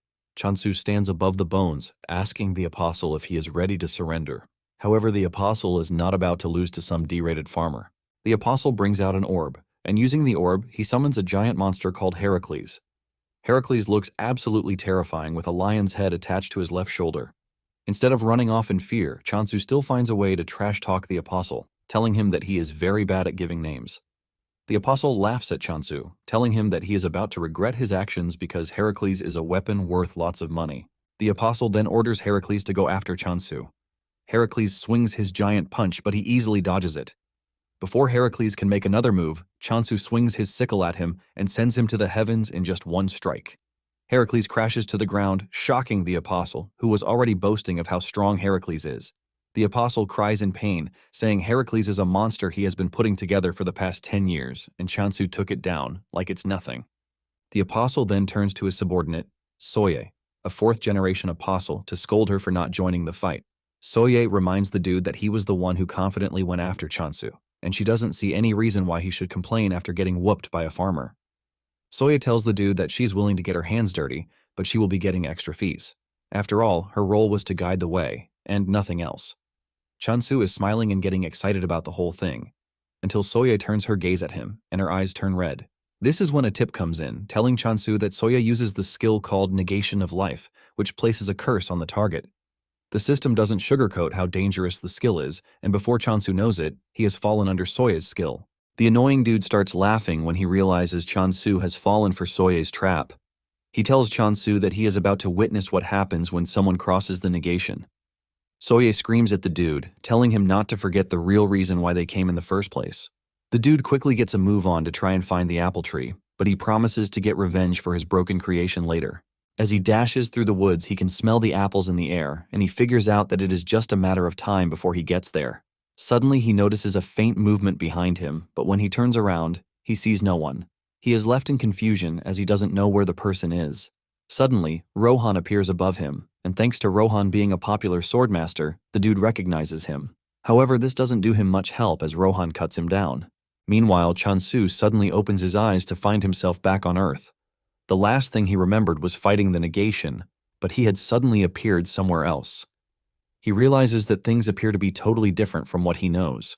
Just then, he hears his parents call his name from behind. He turns around to see that his parents are actually standing there, and his face lights up in joy as he rushes toward them. He jumps into their arms and hugs them tightly as tears roll down his face. Chansu cries out loudly, asking the two where they have been so far, and he begs them not to go anywhere again. Suddenly, his biggest fear starts to take place in front of him again. His parents push him aside and they walk away, as he screams, begging them not to leave. Chansu screams out in pain, but suddenly, Rohan pulls him out of the weird dream he is having. He tells him that he is suffering from Soye's trick, and what he saw wasn't real. Rohan had hit Soye on the arm while trying to rescue Chansu, and she couldn't believe that Rohan was in a place like this. Soye crashes to her knees, and Chansu angrily goes after her with his sickle, ready to punish her for making him cry. However, Rohan gets to Soye before him, and he cuts her down. Soye gets buried by the swampy water, and Rohan apologizes for butting in unnecessarily. However, Chansu is not pissed about this, but he is even thankful. Chansu then suggests that they go back to base while they come back to clean up the mess. Rohan asks him what his future plan is, and he reveals that his plan is to become the world's strongest force. However, the first thing that they are going to do is to take over every surrounding block. He asks Rohan if he can keep helping with this, and Rohan assures him that he has no reason to deny as long as he pays him with apples. Chansu then assures Rohan that he is going to pay him with as many apples as he wants. As they walk back to base, they run into the black cat again, and Chansu asks Rohan about the deal with the cat. Rohan casually tells him that the cat is one of the 7 calamities, a territorial predator. This shocks Chansu because he thought the cat was a usual friendly cat, and he realizes that he might have gotten himself killed without knowing. On the other hand, the negation soldier has found himself locked up in a cell for losing the battle against Chansu. The system tells him that a surcharge penalty has been applied due to the extreme difference between his faction and Chansu's low-level faction. He is required to pay 1 million gold coins as punishment, and this shocks the dude because he doesn't think the power difference is fair. He refuses to pay the money, claiming that there was a Swordmaster supporting Chansu. The system then recognizes the dude's refusal to pay as an inability to repay the required debt and would be transferred to negation. The dude sees this, and he freaks out, urging the system to come back because he is now ready to pay. Just then, he is dragged out of his cell by the undead monsters, and to make his situation worse, a scary negation apostle, Danha, shows up. She tells the dude to carefully explain what happened if he doesn't want to suffer a fate worse than death. The dude tells Danha that he found the cultivation site for the Emperor's apple. Danha believes that the dude is lying to save his own skin, but he swears it, saying Rohan was the one who disrupted his plans. Danha still doesn't want to believe this because she is well aware that the reparations wouldn't have been set too high if Rohan had fought alongside Chansu. The dude continues telling Danha that he is telling the truth. He mentions that Soye was defeated too, and this comes as a surprise to Danha. Danha then stands up from where she is sitting and she walks toward the dude. The dude almost loses his little manly ego as the scary lady walks up to him. Danha then tells the dude that they can't hold Soye accountable, which means he will be the one to suffer the consequences of their failure. Danha smiles evilly while telling the dude that she has a proposition. She grabs the dude's head and puts him under a contract that will make him a prisoner until he fulfills her wishes. She tells the dude to head to the cultivation site and start working on it. The dude argues that this is impossible, but Danha threatens to turn him into an undead if he doesn't cooperate. She lets him know that the only way he is getting out of this mess is to find a way to infiltrate the apple cultivation site. On the other hand, Chansu is still freaking out when he hears that the black cat is one of the 7 calamities. Chansu asks Rohan if they are going to be fine, and he lets him know that they would be dead already if the cat wanted them gone. Chansu then asks what would happen if the cat actually wanted to do something bad, and Rohan lets him know that the cat would simply devour their territorial rights. Chansu panics when he hears this because he doesn't even think territorial rights are something that can be eaten. Chansu rushes to check the system, and he realizes that it can actually be eaten, but he is glad that the cat has not decided to eat it yet. Chansu then demands to know why the cat is there, and Rohan reveals that the cat is there for catnip. This leaves Chansu surprised again because the monster is not a real cat, which begs the question of why it is going after catnip. Rohan then points out the fact that the cat has shrunk, and Chansu uses his blessing of abundance to help the cat. The cat rolls around on its back, urging Chansu to touch it, and when he does, he realizes that it is different from touching Homstol because the cat is big and fluffy. Nonetheless, Rohan doesn't want to get carried away because he knows the cat is pretty dangerous and might easily end him if it wants to. Just then, it dawns on Chansu that the cat has been with them for a while, and it would be nice if it had a name. After so much deliberation on what to name the cat, Chansu finally settles for Night Sky. The cat stares at Chansu, demanding to know why he picked Night Sky, and Chansu mentions the cat's attributes that made him choose the name. Suddenly, Chansu gets the notification that he has won the war and he has been given a compensation of 1 billion. Chansu is still celebrating this when he gets another notification, telling him that Negation has requested negotiations. Apparently, until they are done with negotiations, the loser will be retained as a prisoner. Chansu freaks out in pain, demanding that his 1 billion is returned to him, but there is nothing he can do about the situation. Later that night, Chansu makes a vow to the goddess while she is sleeping, assuring her that he is going to make abundance the greatest power in the world because thanks to her, his life has gotten much better. He promises the goddess that he is going to help her reclaim her lost glory, and the goddess places her head on his arm with tears rolling out of her eyes when she hears this. Later on, Chansu scolds Rohan that the only thing he has been eating is apples. He lets him know that he is supposed to be eating other foods so as to maintain a balanced diet, but Rohan doesn't really care. Even during all the lectures and whatnot, Rohan assumes that Chansu is just trying to steal his apple. Chansu is forced to leave the matter because he realizes that Rohan is a swordmaster and he can take care of himself. After he is done with Rohan, he walks over to the goddess and her servants. He chose to speak casually to the goddess because he is still trying to hide her identity from Rohan. The goddess's subordinates freak out when they hear this, and they start yelling at Chansu even though he can't hear them. They believe that he is acting all cool thanks to the fact that he has been earning points for them. While the others are freaking out, the pig is the first to figure out that Chansu is probably doing that to protect the goddess, since Rohan doesn't know the goddess's real identity. Just like kids, a brief battle ensues between the pig and the chick, all because of talking to the goddess casually. Shortly afterward, Chansu prepares to leave the temple again, and he assures the goddess that he is not going to stay long. Rohan then tells him that the flow of time in each world is different. In fact, there are differences between Earth and where it is.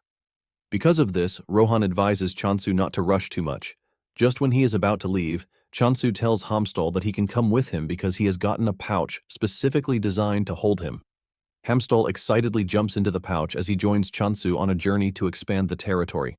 Thankfully, Chansu has placed a door on the exits for easy access, and with this, he has no need for a travel pass.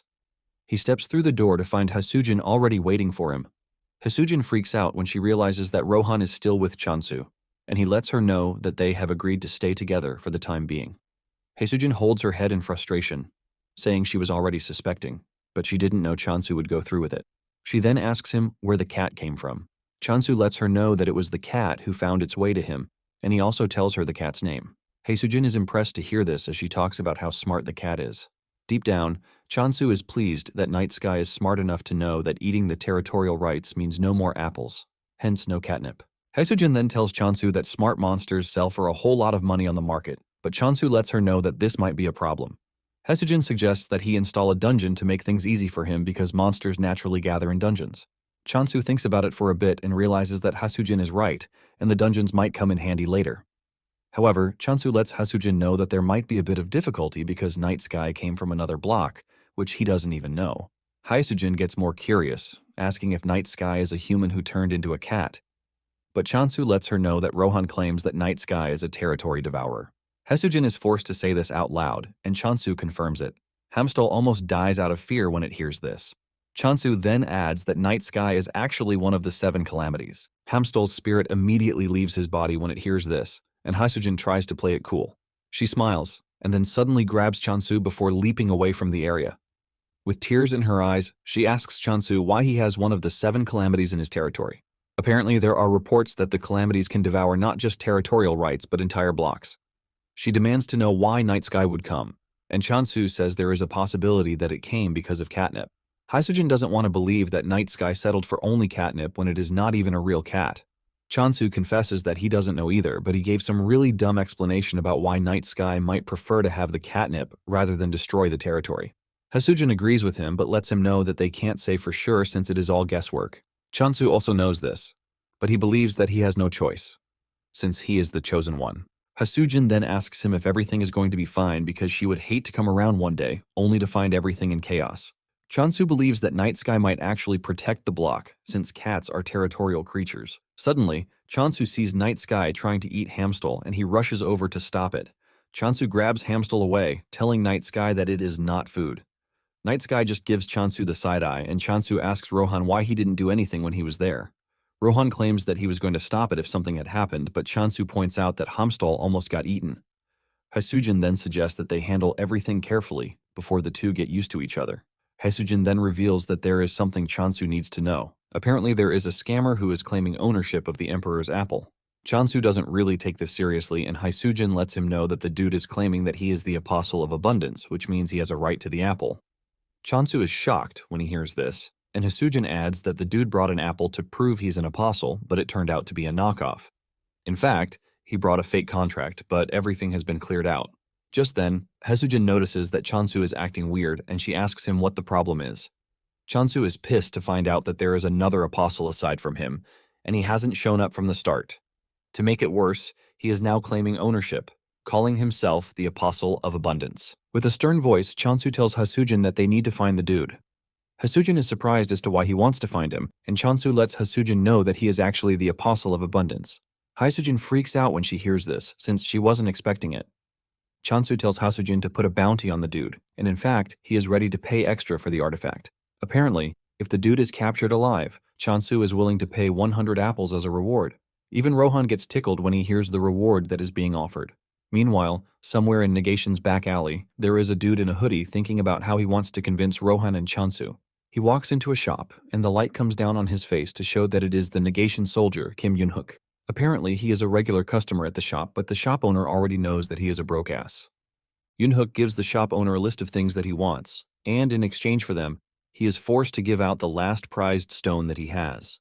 Yunhook then tells the man to give him a good price because this might be the last time they are going to see each other. Realizing that Yunhook is totally broke, the shop owner tells him about the bounty that has been placed on the scammer. The moment Yunhook hears this, he dashes out of the shop, thanking the shop owner for giving him an opportunity. Apparently, Yunhook has finally found the proposal gift he has been looking for to try to convince Chansu. Not long after this, Yunhook shows up at Chansu's place.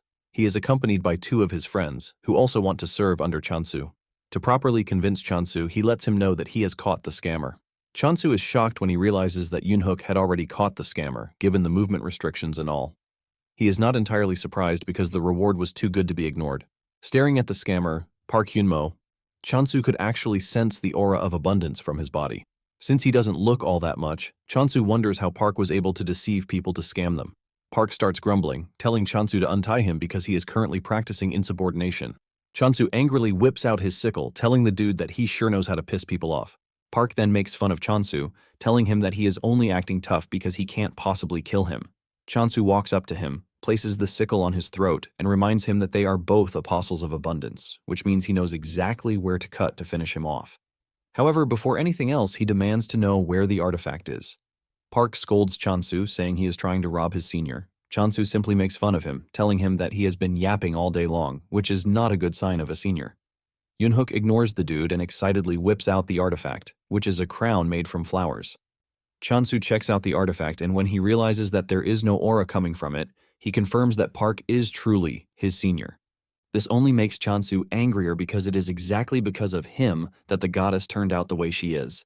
Chansu then walks up to Park, calling him a traitor and letting him know that he has no right to even talk about the Emperor Apple. Park argues that he deserves the rights that come with the Emperor's apples because he is an apostle. Chansu then reminds the dude that he didn't contribute anything, which brings him to the question of what right he has to ask for anything. Park makes the whole thing worse by asking Chansu what he has done too. Park tells Chansu that he is only walking on the foundation he has already laid. He claims that the apples, monsters, and even the temple have all been him from the beginning.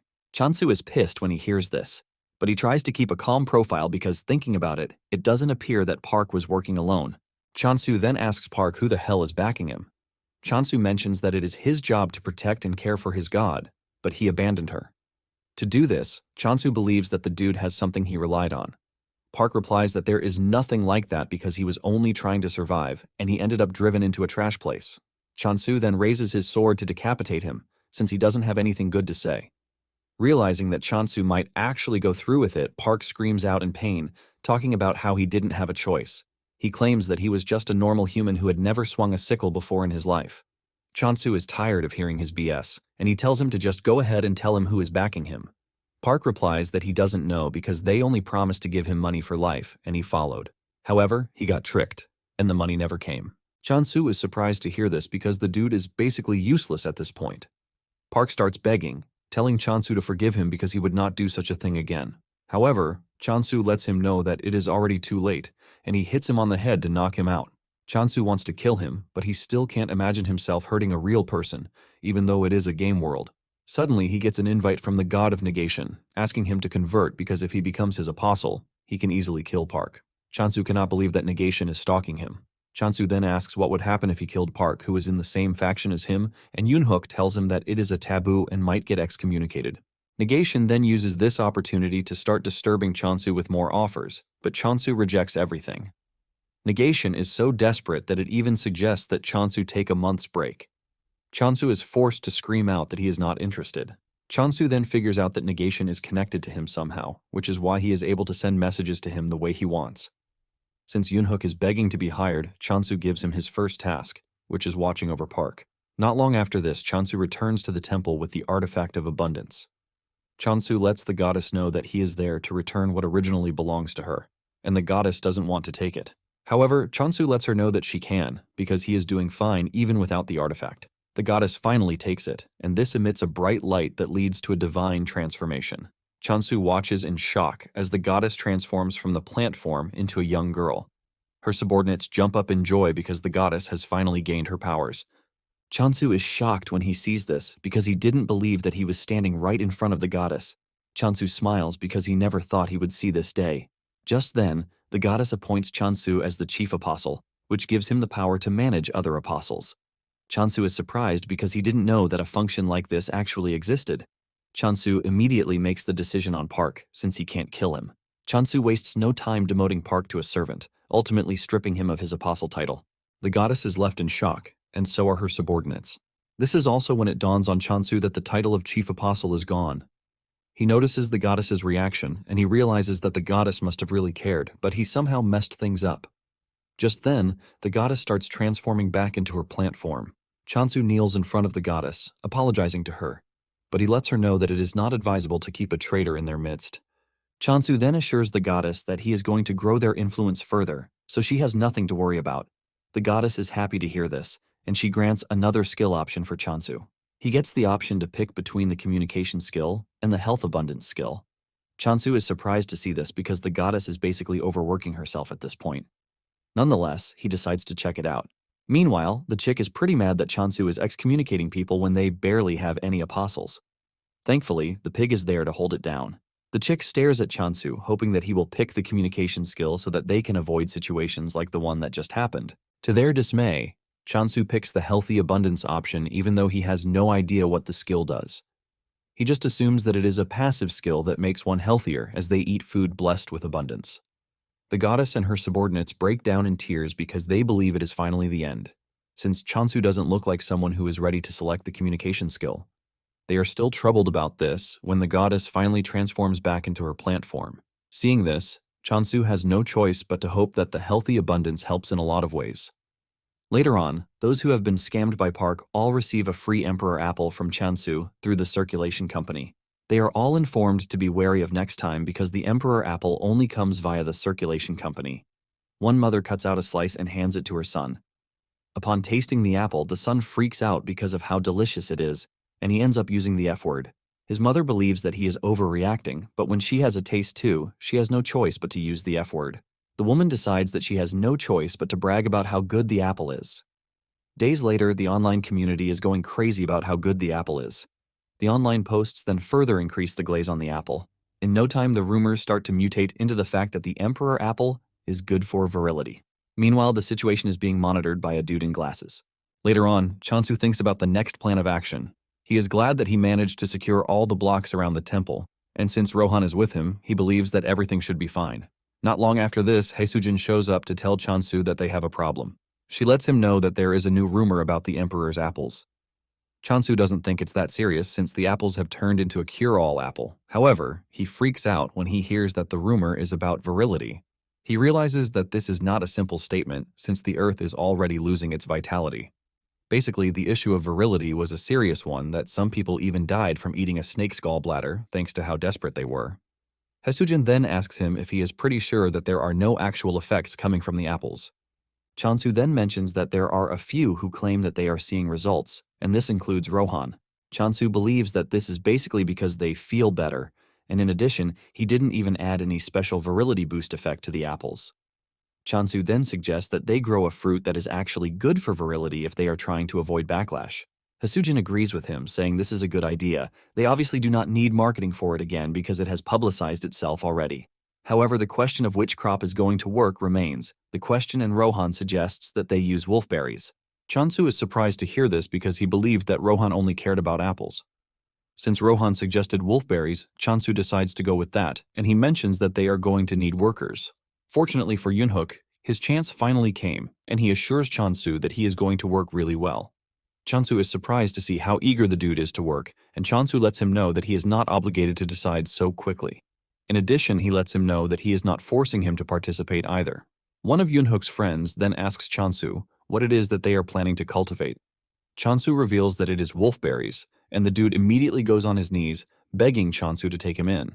Chansu cannot believe how desperate they are to work because everybody connected to Yunhook is ready to join in. At this point, Chansu assumes that the group has issues. Not long after this, Chansu invites Hasujin, and he gives her a basket of the wolfberries that have been cultivated to tackle the virility issue. In fact, Chansu has created a pill that would induce potency in just 30 minutes. Hasujin is blown away because Chansu was able to create something like this in a short space of time. Chansu is a bit embarrassed because this is the first time he will be using the Blessing of Abundance to actually boost a specific body function. However, he was able to discover the method thanks to a dude who is an expert in pleasure relations. Chansu then tells Hasujin that they might see a wider variety of medicines being released for a while, and he urges Hasujin to verify the safety first. Hasujin looks absolutely invested as she assures Chansu that she is going to make sure she turns every one of the wolfberries into gold. Chansu smiles, telling Hasujin that he would be counting on her. Deep down, Chansu is eager to see what kind of news the wolfberries will bring this time around. When Hasujin returned to the office, she started thinking of a way to get people to buy the berries, and her option was to make them think with their lower body rather than their heads. She decides to brew it and package it in bottles, believing that it would make it sell better. After brewing it, she drinks it in front of her boss, and he asks her how it tastes. She replies that it's savory and even has a faintly sweet taste. She mentions that it is easy to drink just like water. She then urges her boss to have a drink, but he is scared to do so. However, she manages to convince the dude to gulp up the rest of the bottle. After he is done drinking, he lets Hasujin know that he might not be able to testify about the effects, but he can surely say the flavor is decent. After this, Hasujin tells her boss that she has to leave. Apparently, she is heading to a peculiar place, which isn't the alchemy office, by the way, since they are the ones who generally certify medicinal items. Hasujin then makes her way to the only block that has been configured to remain dim even during the daylight. This is a scenery that would cause some to feel lonely, ultimately desiring partners. Staring at the environment, Hasujin realizes that all the people he is staring at are potential customers. This is basically because the happier they become, the more she sells. Hasujin then makes her way to the Temple of Purity, which is in the middle of it all. She meets the receptionist, and she states her business to her. She lets her know that she is there to obtain certification for a stamina booster, and the lady asks her to follow him to the reception room. As she walks through the hall, Hasujin is blown away by how everything is laid out. Apparently, the Temple of Purity has taken over the adult market, which is weird because lust or carnal should be the ones controlling everything. When the apostle checked out the wolfberry tea, he handed Hasujin the certification, saying it is actually effective for functional improvement. He urges Hasujin to maintain the tea's concentration. He then talks about the pill and the fact that it was slightly lacking. Hasujin asks him what the issue is, and he lets her know that wolfberries are excellent ingredients, but they need to be combined with other components. He suggests that they cultivate the other ingredients alongside the wolfberries to increase the efficacy. He tells Hasujin that she is free to supply the ingredients if she's having difficulty getting the right mix. However, this would mean that the stamina booster would be sold under the Purity brand. However, he lets her know that whatever she chooses is fine by him. Hasujin is surprised to hear how confident the apostle is, and she reminds him that she might end up having a formidable competitor. The apostle then tells her that they don't really care about this because they are always in search of new and powerful stimulation. He mentions that they started producing it themselves because there weren't enough people providing sufficient stimulation. However, the existence of a capable producer is always welcome. When Hasujin recounts this mission summary to Chansu, he freaks out because he realizes that Purity guys might be an insane bunch. Apparently, it is a taboo for those in the Purity clan to make love, which is why they grow by enduring their passions. In fact, they started seeking stronger simulations for their training. Purity was able to take over the night market, and even though they are a small faction, they ended up securing a solid economic and military power. Hasujin tells Chansu that it would be beneficial for them to get certified by Purity directly, but at the same time, entrusting the manufacturing to them is also a fine choice. Hasujin then shows Chansu the ingredients that were requested by Purity. Chansu takes a look at the ingredients and realizes that these are ingredients that he is seeing for the first time. Chansu then asks Hasujin if she is selling the wolfberry tea, and she confirms this, saying she even wants to supply all hotels located in Purity too. Since they have achieved their goal, Chansu suggests that they develop the stamina booster slowly. Chansu believes that everything has come to a calm state until he gets a visit from the Legend of Purity. This is a man who has not engaged in pleasure since the age of 40. This man is Park Hang-yeol, the Archmage of Purity. Apparently, he has come to see Chansu because he claims that he is on the verge of losing his manhood function, and if he loses it, he is going to be expelled from Purity. Chansu freaks out when he finds out that the chances of recovery are pretty low. In the start, people saw Purity as just a facade befitting the image of Purity. They were seen as ones who lived an unstained life with an aura that transcended the secular world. However, the whole block was built on territorial warfare, and given the fact that Purity has a weak faction, its future was obvious. To protect its power, Purity realized that it needed power. This was when Park realized that chastity is not the same as purity. He figures out that as long as self-control is maintained, anything is fine. With this realization, Park alone was able to produce half of the total points generated by Purity in just 1 year. Chansu is surprised to hear this, and he asks Park if the god of Purity allowed him to do that. Park narrates that there were initial talks about excommunicating him, but once the god saw the points he was generating, he personally encouraged Park's method. This induced a great wind of innovation in Purity. Deep down, Chansu believes that this is all an addiction because both sides are corrupted at this point. Apparently, the greater the temptation one endures, the faster their spirit grows. In no time, the skill grew so much that even before impulses arose, the temptation had disappeared. Since the duty of Purity is to suppress pleasure impulses and maintain integrity, Park knows he is going to lose his qualifications if the root itself disappears. Because of this, Park holds Chansu's hand, begging him to help him out, because there seems to be hope in the wolf berries. Chansu is left in confusion because he doesn't think he has what it takes to defeat a skill that has been honed for over 30 years. Park then tells him that it is not an immediate problem, so he begs him to focus on product development. Park brings out an envelope and he hands it to Chansu. He lets him know that he is ready to support his research with everything.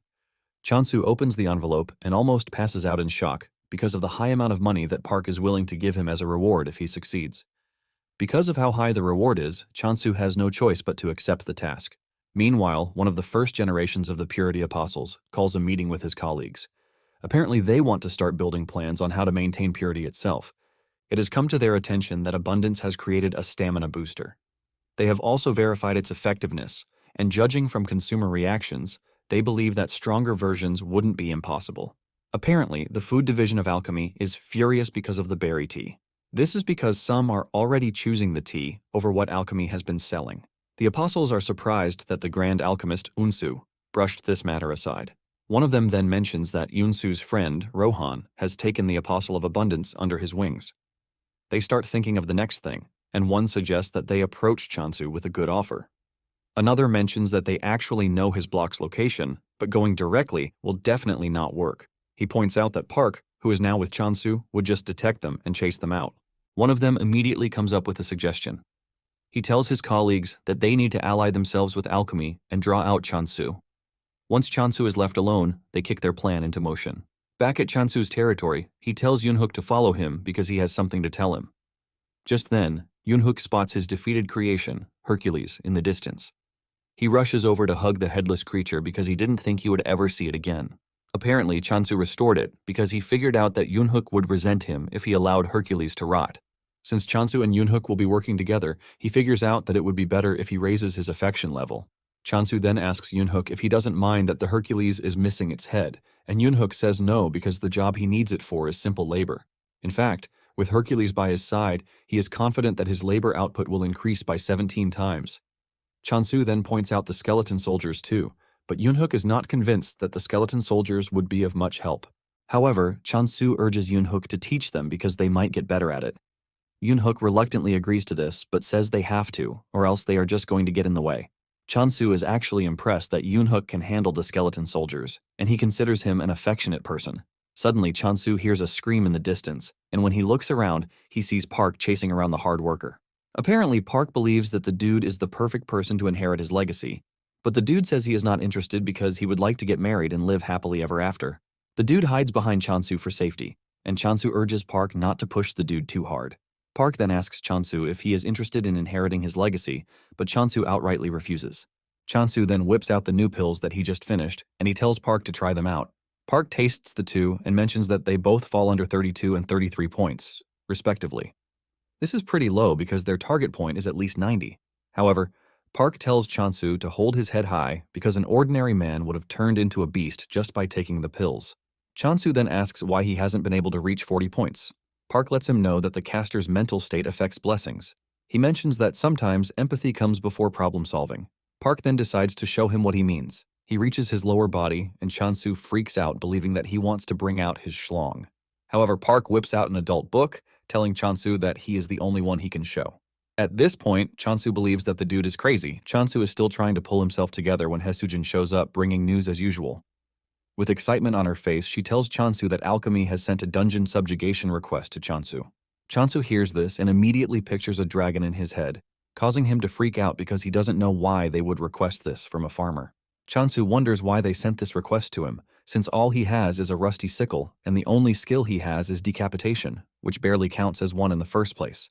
Chansu is forced to ask Haesujin if he doesn't look like a farmer because everything just doesn't seem right to him. Haesujin then tells Chansu that they might have called it a subjugation, but in truth it is a gathering request to obtain monster byproducts. It then dawns on Chansu that they might want a situation where what they want doesn't spoil.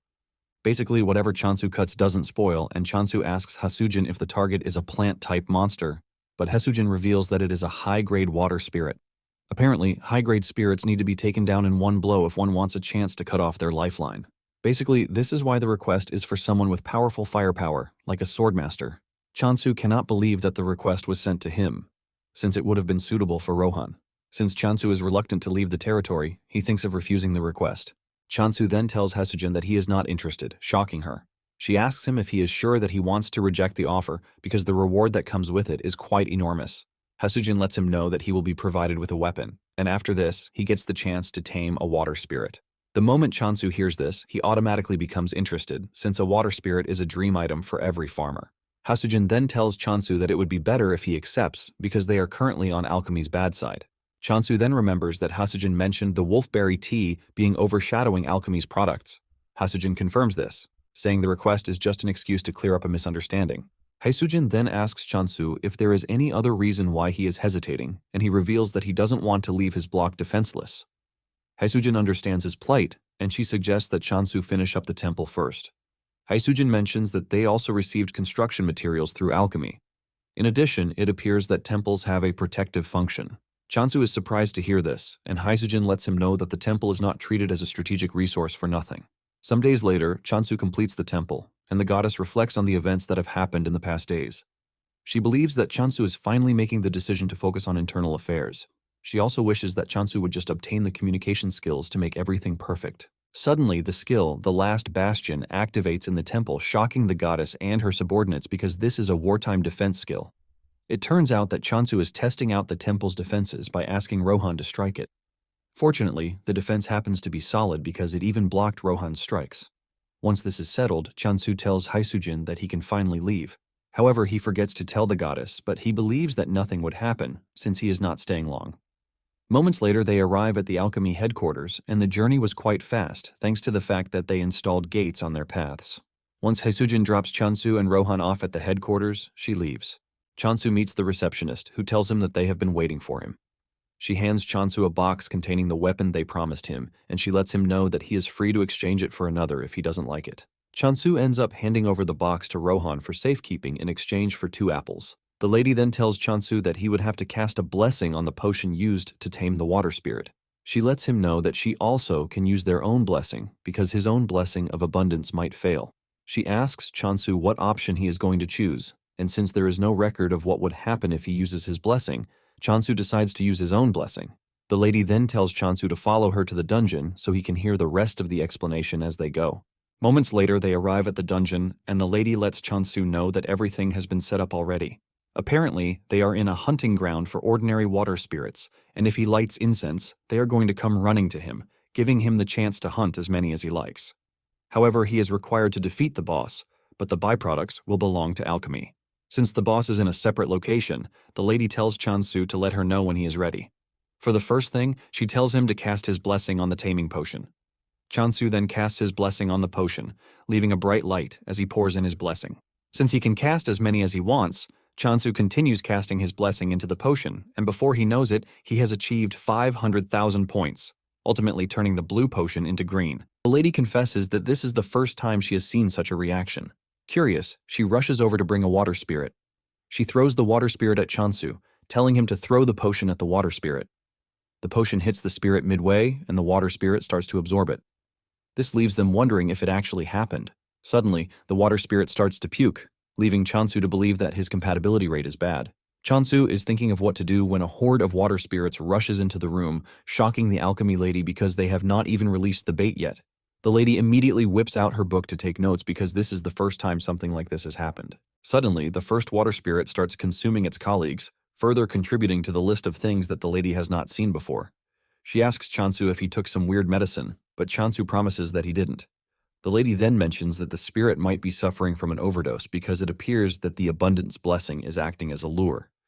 In no time, the first spirit absorbs the others, and suddenly, the boss appears in the room, which is weird because lures are not supposed to work on bosses. Chansu immediately gets on the defensive because he has come face to face with the target of the quest, a high-grade spirit. He is still trying to figure out what to do when the other spirit starts absorbing the boss spirit, causing it to get even bigger. The lady crashes to her knees because she can't believe that the boss just got eaten right in her presence.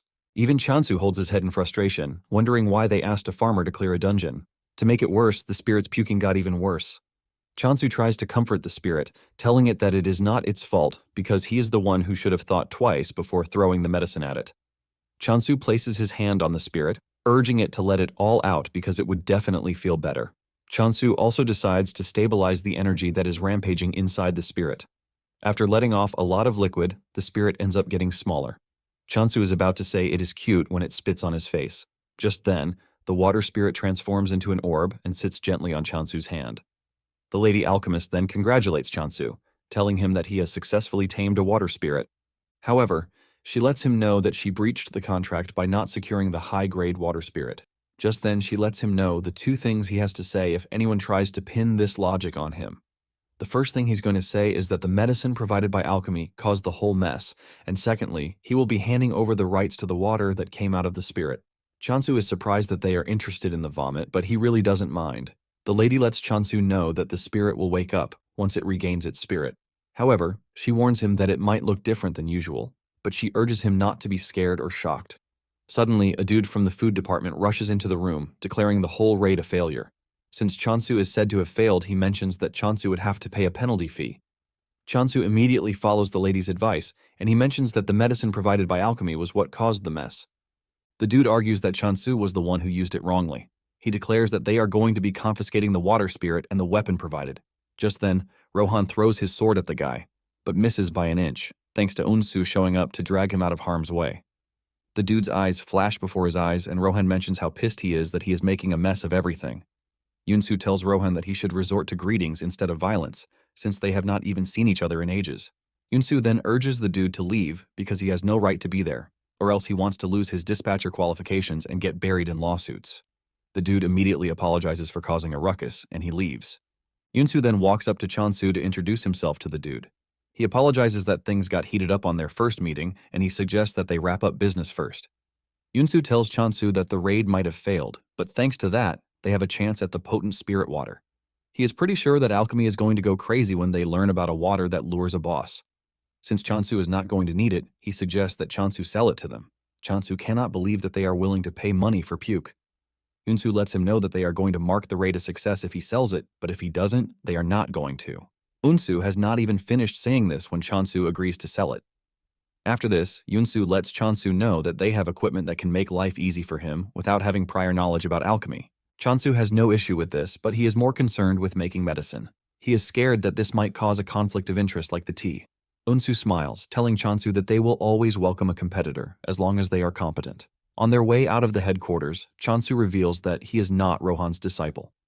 Chansu then asks Unsu if he is cool with Rohan. Unsu is confused by this, and Chansu reminds him that Rohan threw a sword at him because of him. Unsu smiles, telling Chansu that this is nothing, because Rohan probably doesn't even care. Chansu then tells Yunsu that Rohan is obsessed with apples. He wants to know if there is anything that can be done, but Yunsu tells him to give up because there is no way to convince Rohan. Just then, a driver pulls up beside them, telling Chansu that he is there to escort him. leaving Chansu confused. Apparently, Purity was the one who sent the dude to pick Chansu. On their way to Purity headquarters, Chansu is surprised that Purity would even ask to see him.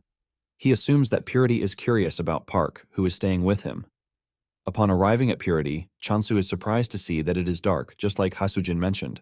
Chansu steps out of the vehicle, and he is blown away by how massive and beautiful the Purity Temple is. He admits that it is different from the others, and the driver urges him to follow him so he can escort him to the reception room. Moments later, Chansu and Rohan arrive at the room where the elders are waiting. The elders apologize to Chansu for calling him out of the blue. They assume that he is tired from his journey, and they offer him tea. One of them then asks Chansu about Park. Chansu then decides that he is going to tell the truth to avoid giving false hopes. Chansu mentions that there have been no improvements whatsoever. Another elder asks him about the development of the medicine, and Chansu reveals that it is slow, but there is a bit of progress. They ask him if there is the possibility for progress, and Chansu assures them that he is going to try his best. Suddenly, the elder with glasses on tells Chansu to stop the production of the cure, shocking Chansu. In fact, they want him to drag out the completion process for the medicine. Chansu reveals his confusion because he believes that Park is important to them. One of them then tells Chansu that it would be better if he joined them, since making the medicine is difficult. They let Chansu know that they are going to give him double of whatever Park promised him. This is when it dawns on Chansu that he might have gotten himself involved in a troublesome issue because they appear to be wary of Park because of his influence. Chansu then tells the elders that he is just going to ignore what he just heard. Deep down, Chansu cannot believe that they expect him to trust people who would betray their own comrades. Chansu then stands up to leave, telling the elders that he hopes they all reach an amicable agreement. One of them screams at Chansu, telling him that purity is not the way it's supposed to be. He talks about the vulgar things that the apostles are doing, but Chansu reminds them that whatever is happening is also the will of their God. Just then, one of them tells Chansu that they are going to cancel the tea certification that they gave to him. Chansu is shocked when he hears this because they pushed him into a corner. Chansu starts thinking of talking to them, but he lets them know that going back on their words would basically make purity lose its credibility. Rohan then tells Chansu that it is time for them to leave. The elder in glasses screams at Chansu, telling him that he is going to regret his decision, but Chansu tells them to do whatever they like. After Chansu is gone, the elder in glasses apologizes to his comrades, saying his acting must have been lacking. However, they let him know that he tried his best because they all chose this plan, since direct harm is not allowed. Since their third method is a failure, the group decides to move to Plan 4. With no one in objection, they all decide to go ahead with the plan, since they are all aiming to achieve their target. Apparently, they are going to make Chansu lose focus on creating the vitality potion by diverting his focus to other things. In short, they are planning to make Chansu a hero. Not long after this, Chansu returns to the territory and the goddess rushes over to hug him. The others are also happy to see him, and they just wish he would get the communication skill quickly so that everything can become easy. Park then asks Chansu if he had a safe trip, and Chansu lets him know that he did, thanks to him protecting the block. Chansu then tells Park that he has something to tell him, and this is the fact that the elders are betraying him. Park doesn't want to believe this because he believes that the elders are just having a minor feud. But when Chansu tells him that the elders already instructed him to stop making the vitality potion, Park almost shatters into pieces. Park apologizes for this and tells Chansu that he will leave to sort everything, but Rohan tells him that it would be better not to go. Chansu mentions that after talking with Rohan, they have figured out that the elders are just trying to delay the development of the vitality potion. Chansu says it appears that the elders have no trick up their sleeve, but he doesn't know what it is yet. Park then says the elders care about their bodies and would not do something that is dangerous. He believes that the elders might just call Chansu to apologize, but Chansu doubts this because the elders are really proud. Park then asks Chansu what he plans to do, and Chansu reveals his plan to speed up the development of the vitality potion. Suddenly, a bright light starts shining from under Chansu's lower body. Park immediately assumes the worst, but Chansu quickly whips out the source of the light, which is the water spirit orb. Apparently, the water spirit is waking up from its sleep, and when the goddess sees this, she starts wondering what her apostles have gone ahead and done again. Just then, the water spirit emerges and jumps on the ground. To Chansu's surprise, it is not what he expected because it turned out to be a slime. Meanwhile, the Purity Elder's 4-stage plan is basically to conciliate, threaten, stall for time, and then make Chansu a hero. Chansu freezes up as he tries to understand why the water spirit is a slime. Even Park is surprised because he has never heard of a water spirit being a slime. Chansu then gets close to the slime to touch it, only for the slime to whip out its squishy hands, shocking Chansu. Nonetheless, Chansu figures out that the spirit can understand them. Park then congratulates Chansu, saying it is hard to tame spirits. Just as expected, the goddess's subordinates start screaming at the slime to greet the goddess, since it is the latest addition to the team. Chansu then introduces the slime to the rest of the team, and it dawns on him that the slime doesn't have a name yet. As usual, Rohan comes up with one of his weird suggestions. He tells Chansu that they should name the slime Wadit, but Chansu immediately rejects the idea, and he decides to name the slime Spring. Park is pleased with the name, and he asks Chansu if it has any meaning. Chansu reveals that he took the name from the spring season when plants grow fresh and lively. After he is done naming the slime, he suggests that they see what the slime can do. Just then, he notices that everyone on the team is hungry, and he decides to make food first. He tells Park to stay around because it is dinner time already, assuring him that he is going to prepare something delicious. In no time, Chansu gets down to preparations, and Park asks him what he is planning to make. Chansu replies that Park will find out very soon. When Chansu needs help with the apple, he throws it to Rohan, who slices it into tiny bits with his sword. Park cannot believe what he just witnessed because he never thought a sword could be used this way. Not long after this, Chansu finishes preparing the food. He made potato noodle pasta, potato pancakes, candy, braised, and a special apple pie for Rohan only. Park takes a bite of his dish and declares that it is very delicious. Park declares that he regrets not eating with Chansu all this time. Chansu lets him know that there is still plenty, so he urges Park to take his time. In fact, Chansu wishes Rohan could eat what they are eating too, but he is busy with his apple pie. Chansu then tries to feed Spring with his blessing, but Spring wants food, not blessings. Chansu then throws him an apple first, and Spring absorbs the apple in no time. Spring enjoys the apple so much that it starts blushing. Chansu lets Spring know that there is a lot, so he can always eat as much as he wants. Not long after this, Chansu visits the other block, and Yoonhook runs over to tell Chansu that they just created a path so that he can easily cross over to the other block. Because of this, their efficiency has also increased. In fact, Hercules is working really hard, and everybody on the farm is trying their best. Chansu cannot believe how enthusiastic the bunch are even though they are prisoners. Yoonhook notices the slime, and Chansu introduces it to Yoonhook. Yoonhook and the others are shocked that Chansu has managed to tame a water spirit.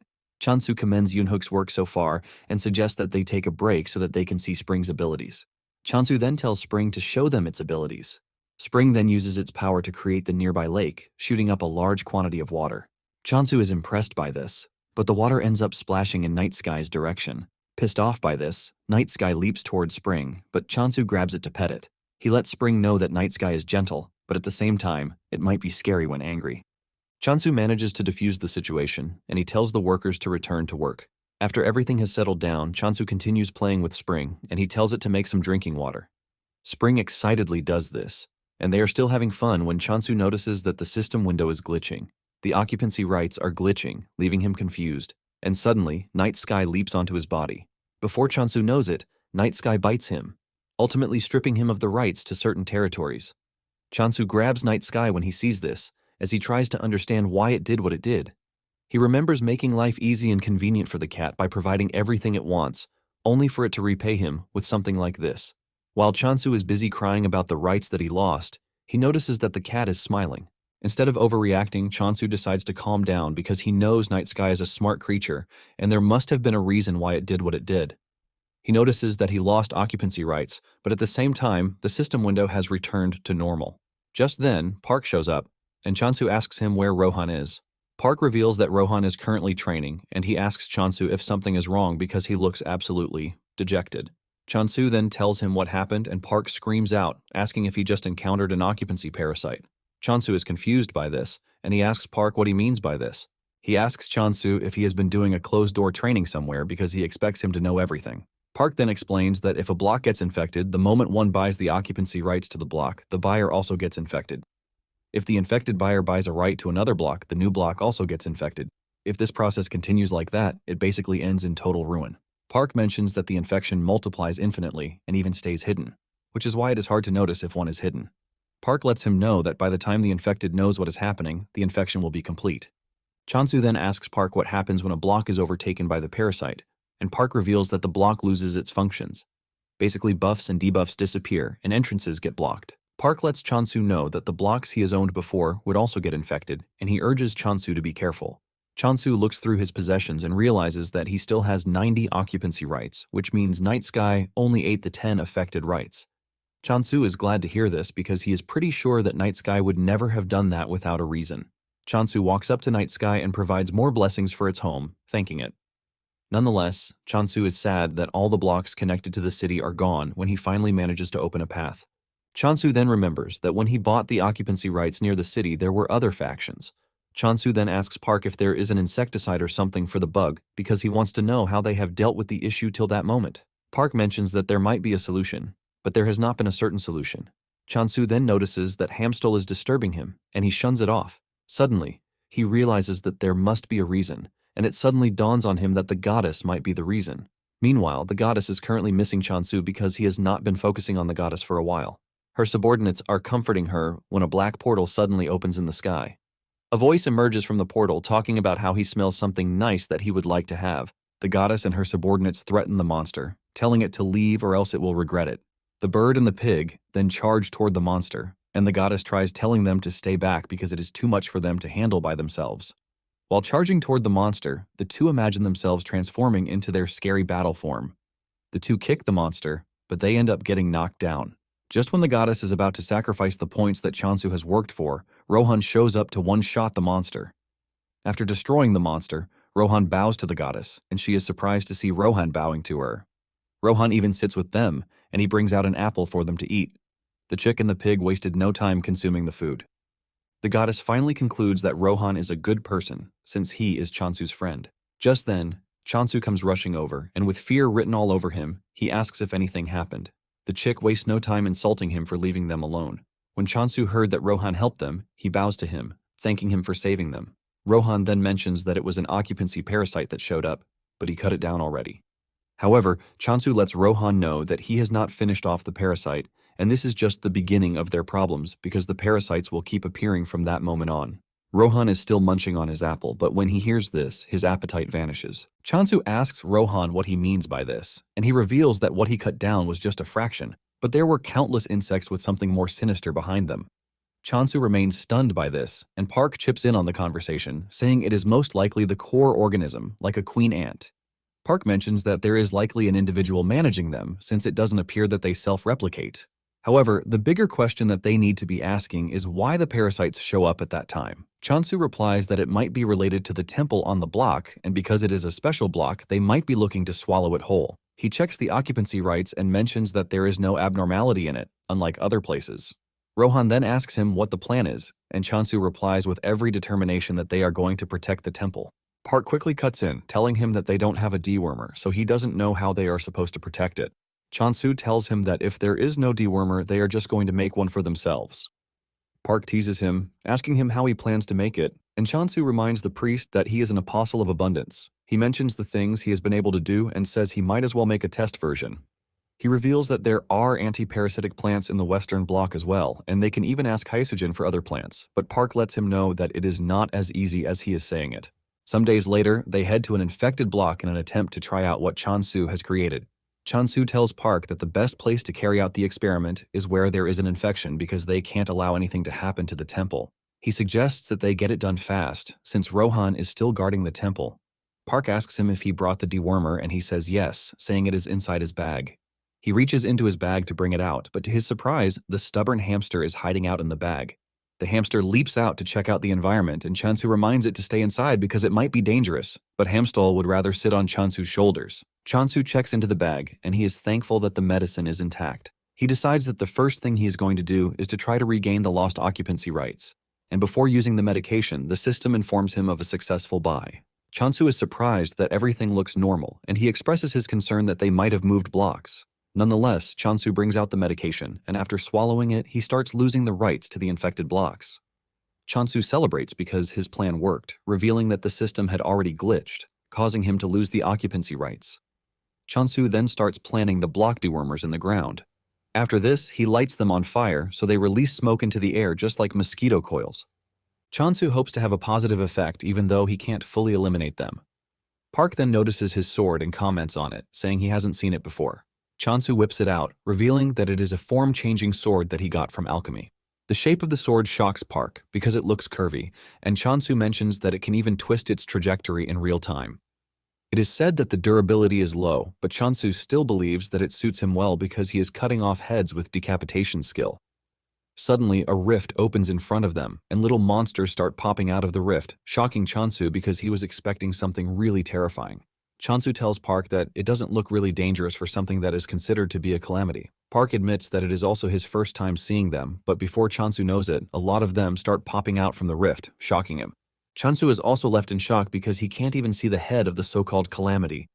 Suddenly, Park unleashes a golden light from his body, and the tiny monsters start to form giant versions. One of them charges toward Chansu, and Chansu cuts it down with precision.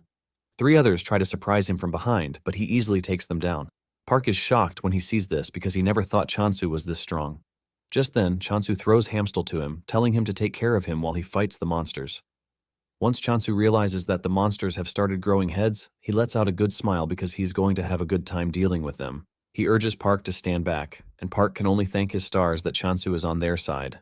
Moments later, Chansu is done cutting down all the attacking monsters, and the rift starts to disappear. However, they notice that there is no core organism in what they defeated. Park lets him know that the dewormer wasn't a waste, and while they are talking, one of the last stray monsters approaches Park, but he easily blasts it into smithereens with his power. Chansu sighs in disappointment. Imperfection was impossible to achieve, but Park urges him not to be discouraged because seeing their forms alone is a win. Since Chansu already mentioned that he ordered new anti-parasitic plants, Park is confident that the results with those will be better. Chansu finally gets back up after taking enough rest, saying Hasujin will soon arrive. Just as predicted, Hasujin shows up, asking if nothing unusual happened while she was gone. It turns out that she is not alone, and Park asks her who is standing behind her. The lady behind her finally comes into the light, and it turns out to be the lady assistant from Alchemy, Edwin Parasel. Chansu immediately recognizes her as the alchemy lady who helped out in the water dungeon quest. The two shake hands, and Chansu asks her why she is there with Hasujin. Hasujin clears the air, saying they didn't come together because she only ran into her. Chansu immediately becomes suspicious of the lady, asking her what brings her to the block. Edwin then drops a shocking bomb on Chansu, telling him that she would like to be employed under Abundance.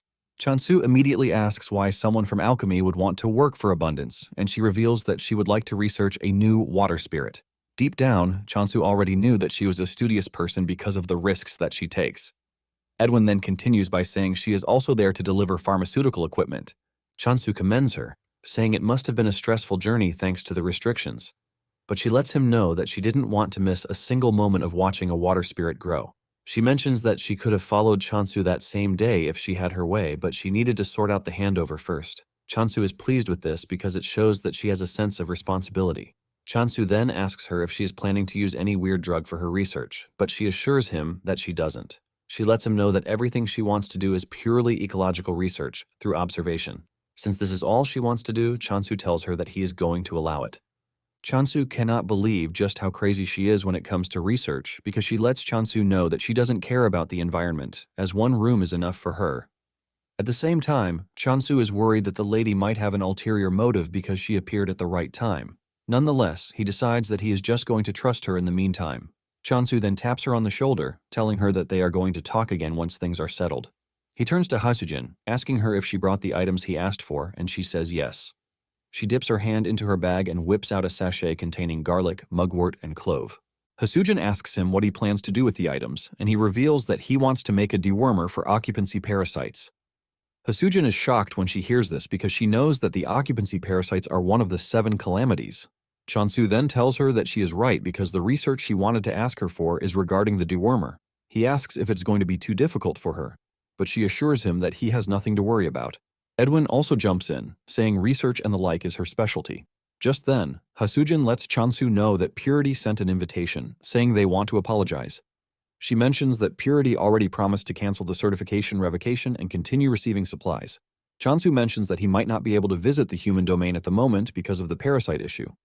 Hasujin lets him know that he might be able to enter if he has an invitation from Purity. Chansu then asks about coming back, and Hasujin confesses that this might be difficult because they also sent a request for Park to return. Chansu sighs in disappointment, saying the group is really shameless. Chansu is not entirely surprised because he knows that they are just trying to delay stamina potion development. Chansu notices that Hasujin looks down, and he wonders if this is what is bothering her. Chansu then tells her not to worry about all of these because it is thanks to her that they are getting news. Hasujin smiles when she hears this. thanking Chansu for the compliment. She then reveals the last bit of news, saying that if someone eats or owns anything from outside the human domain, they will be infected by a parasite. Park is shocked by this, and he asks if this is also Purity's doing, but Hasujin replies that no one is certain about it. Apparently, there is a bulk load of people who want to monopolize the Emperor Apple. Seeing how important the whole thing is, Chansu suggests that they go immediately. He tells Hasujin to meet him in the West Block because he needs to get Spring. When Edwin finally sees Spring, she freaks out in shock because she didn't expect it to take this kind of form. She mentions that water spirits are usually in human form, not in the shape of a slime. Chansu lets her know that the slime's name is Spring, while asking if there are any special advantages to the slime form. The only thing she can mention is that Spring is cute, and Chansu just agrees with her. Chansu then tells Spring that Edwin would like to examine him. He asks him if it is fine by him, and he lets off a sign to show that he is good with it. Since Spring has no issue with it, Chansu suggests that they discuss the employment terms, but Edwin reminds him that all she needs is a room and board. Chansu disagrees, saying he is going to pay her a minimum wage of 1 Emperor Apple per day. 1 apple is worth 200,000, so Chansu believes that this should be fine. He also lets her know that she has no right to go to the temple, so she will be working in the block where they are. Edwin freaks out when she hears this because this is the same block where the corruption dudes, like the skeletons, are working. Edwin almost passes out in shock because she can't believe that she has to work with corruption. She urges Chansu to reconsider because she might just come down with nightmares, but Chansu tells her that they are all employed by abundance, so she has nothing to worry about. He adds that they are getting paid well, while mentioning the fact that they are better than they look. Edwin realizes that she has no choice and starts to accept her new reality. Just then, Night Sky walks up to her, and she ignorantly pats him on the head like a regular cat. Chansu and Hasujin freak out when they see this, leaving her to ask what might be wrong with them.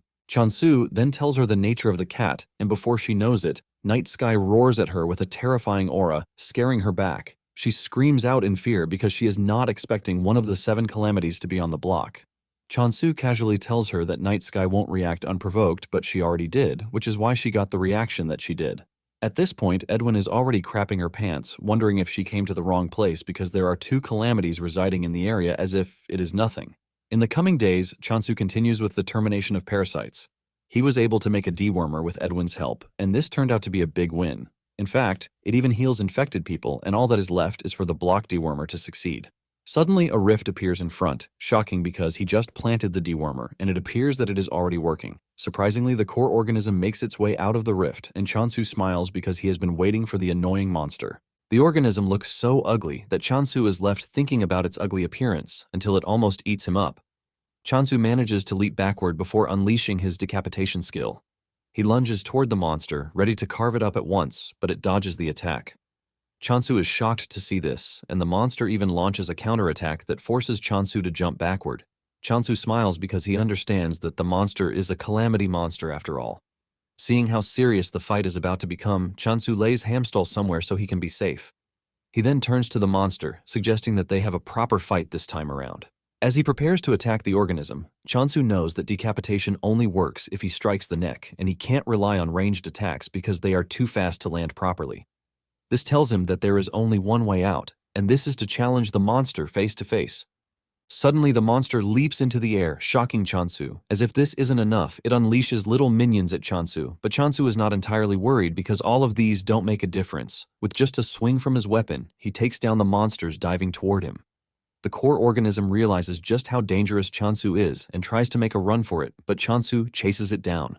Before it can slip back into the rift, Chansu delivers the finishing blow, cutting down the core organism. Chansu heaves a sigh of relief and tells Hamstall that it can finally come out, but Hamstall is already stunned from all the jumping around. Suddenly, the system tells him that there are unclaimed points, and Chansu is shocked that defeating the monster was enough to trigger a notification. Chansu checks it out, and to his shock, defeating the organism gives him more points than the immortal ghost hunt.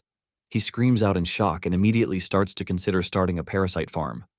However, this might not be possible again, since the core organism is dead. At the same time, he wonders if it is okay to turn a calamity into livestock because if one looks at it critically, insects evolve in terrifying ways. He remembers that mosquitoes survived the collapse of the earth, and if he messes up, he might just bring calamity upon the earth. Chansu decides that he is going to think about it more carefully because developing resistance will be a disaster. Moments later, Hasujin comes rushing over to tell him that there are already rumors that he has developed a way to deal with occupancy parasites. She asks him if it is true that he has already perfected the insecticide, and Chansu smiles nervously, asking her who is spreading such rumors. Hasujin says she doesn't know, but she thinks it might be Purity.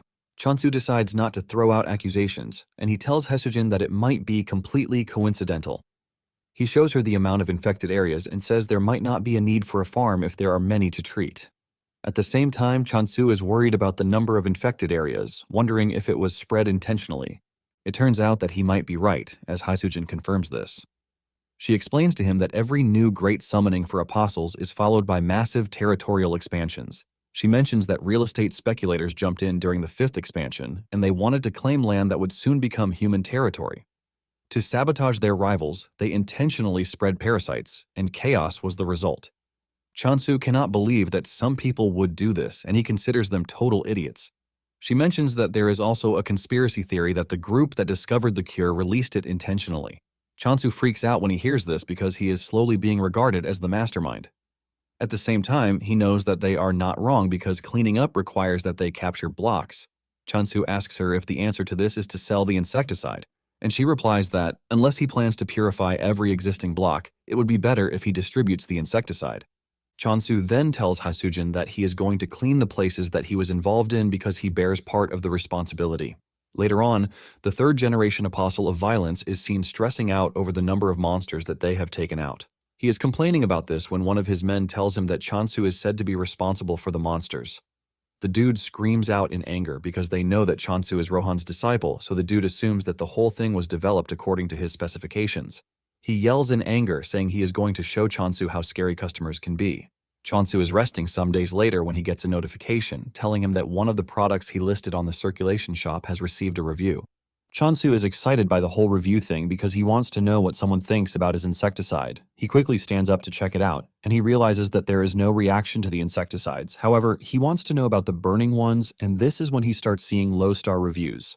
One even says he almost died using it, but in a shocking turn of events, one customer leaves a comment telling everyone to eat the insecticide instead. This person gave it 5 stars, but Chansu doesn't care about that because he is freaking out over someone who is in their right mind eating what they are supposed to burn. It turns out that the 3rd generation violence apostle is trying to withdraw from smoking, but the process is really tormenting. He thinks about how he is supposed to look cool with a cigarette in his mouth, but here he is trying to abstain from smoking. Nonetheless, he decides to push aside the excuses, saying he has to quit no matter what. He brings out the pack of cigarettes that he has, but just as he's about to be tempted to take it, he smashes it on the ground. He tries to act tough, saying his willpower is his strength because he is going to quit this time around. In frustration, he grabs the insecticide and takes a bite out of it. He realizes that the insecticide has a spicy, tingly flavor with a rich aroma. He is surprised that the taste is also good, leaving him wondering what it is because he only munched on it out of anger. Meanwhile, Chansu is still freaking out about the reviews because he can't believe that a dewormer managed to turn into a smoking cessation aid. He is in the middle of this when Hasujin shows up asking him if he has seen the reviews for the dewormer. Chansu replies that he has, and it was already causing him a bit of a headache. Hasujin, on the other hand, is exhilarated because she believes that the insecticide is going to be a huge hit. She mentions that it has gone from being a quit-smoking aid to a popular spice. Chansu is forced to ask her why people are setting it on fire when there is already an oral dewormer. Even though it is not meant to be eaten, it is not particularly dangerous. Since Chansu doesn't know why people are eating it, Hasujin gives him a stick, telling him to try it out. Chansu does, and he admits that it is somewhat delicious. And since the effect of abundance is on it, one won't die after eating it. However, he thinks edible and should eat are very different. Hasujin asks him if he has seen that the taste is okay because the unique spicy kick perfectly meets the needs of people trying to quit smoking. Chansu then realizes that they are using the stick instead of candy or gum. Chansu admits that it is nice, but he doesn't understand why it has become a popular spice. Hasujin cannot believe just how disconnected Chansu is from the world, but she decides to explain things to him. Hasujin reminds him that the world is full of believers, apostles, and general citizens. She mentions that among the original residents of the world, those who serve a god are called believers. People like Chansu, who are sent from Earth, are apostles, and since general citizens have no rights over occupied territory, it appears that they are not involved in the whole infection incident. However, the merchants jumped in to get a piece of the pie because they spread wild rumors that parasites might contaminate household goods. As a result of this, everyone rushed out to buy dewormers. Fortunately, the parasites didn't harm ordinary people, but they ended up becoming an annoying surplus item. Not long after this, a rumor spread that it was incredibly effective for those who wanted to quit smoking. Thanks to this, a lot of people started eating it. In addition, the exotic flavor led people to start using it as a spice. Chansu cannot believe that it was made to lure parasites, but humans have found a way to be the ones getting lured instead. Haesujin mentions that it also has a variety of uses, and she heard that they are putting it in chocolate and ice cream. As if this isn't enough, some people are even processing it into small sticks to start selling them. She brings out the processed one, and Chansu is left in shock. He asks Haesujin how long it is going to take to get rid of all of them because deep down, he is worried that the parasites might develop an immunity. Haesujin smiles, asking him how they should handle the whole thing, and Chansu replies that he would like to ban it all, but this is not entirely possible. Chansu knows that how it is used is entirely up to the consumer, and he decides that the first thing he is going to do is to separate the production of the edible version used as a spice. And as for the incense dewormer, he plans to reduce the size. However, he tells Haesujin to give a strict warning not to break it down any smaller than what he produces. Haesujin is surprised by this, and she asks him if he thinks the parasites will become drug-resistant, and he confirms this. Haesujin lets him know that he is worrying too much, and he agrees that he might not have been entirely concerned, but reminds her that they are dealing with one of the 7 calamities. Deep down, Chansu knows that he might be overreacting, but at the same time, he has a bad habit of being pessimistic. He then wonders if it is because of this that he is being stalked by the god of injustice. Since he plans to make the dewormer small, Haesujin tells him that it might be a waste to continue farming such big crops. There are basically garlics that are the size of a person's head and even mugwort, the size of an umbrella. However, Chansu argues that there is no problem with this because it helps with efficiency. It turns out that the shapes ended up looking deformed because he was focusing on size and properties, but he believes that it is all going to turn out well. However, he is adamant that he is not going to take the communication skill because he is not ready to hear things like Big Bro or other boring stuff. However, little does he know that half of his worries are about to come to pass. Some days later, the goddess is shocked by the amount of income coming in, and she figures out that Chansu is taking a lot of risks. The goddess is impressed at how Chansu does his things, and even though he is doing a lot, he has never neglected the farm for once. The goddess decides that she has to give him a new skill because he is really talented. She asks her retainers if they think it is high time she gives Chansu a new skill, and they ask her if she is interested in giving him the communication skill. She says yes, but at the same time she is worried that she might just pull a random skill like pest control. The goddess says Chansu might as well vanish just to wipe out every insect on the planet. The ping tells the goddess that Chansu will definitely pick the communication skill this time around because he has been doing well enough.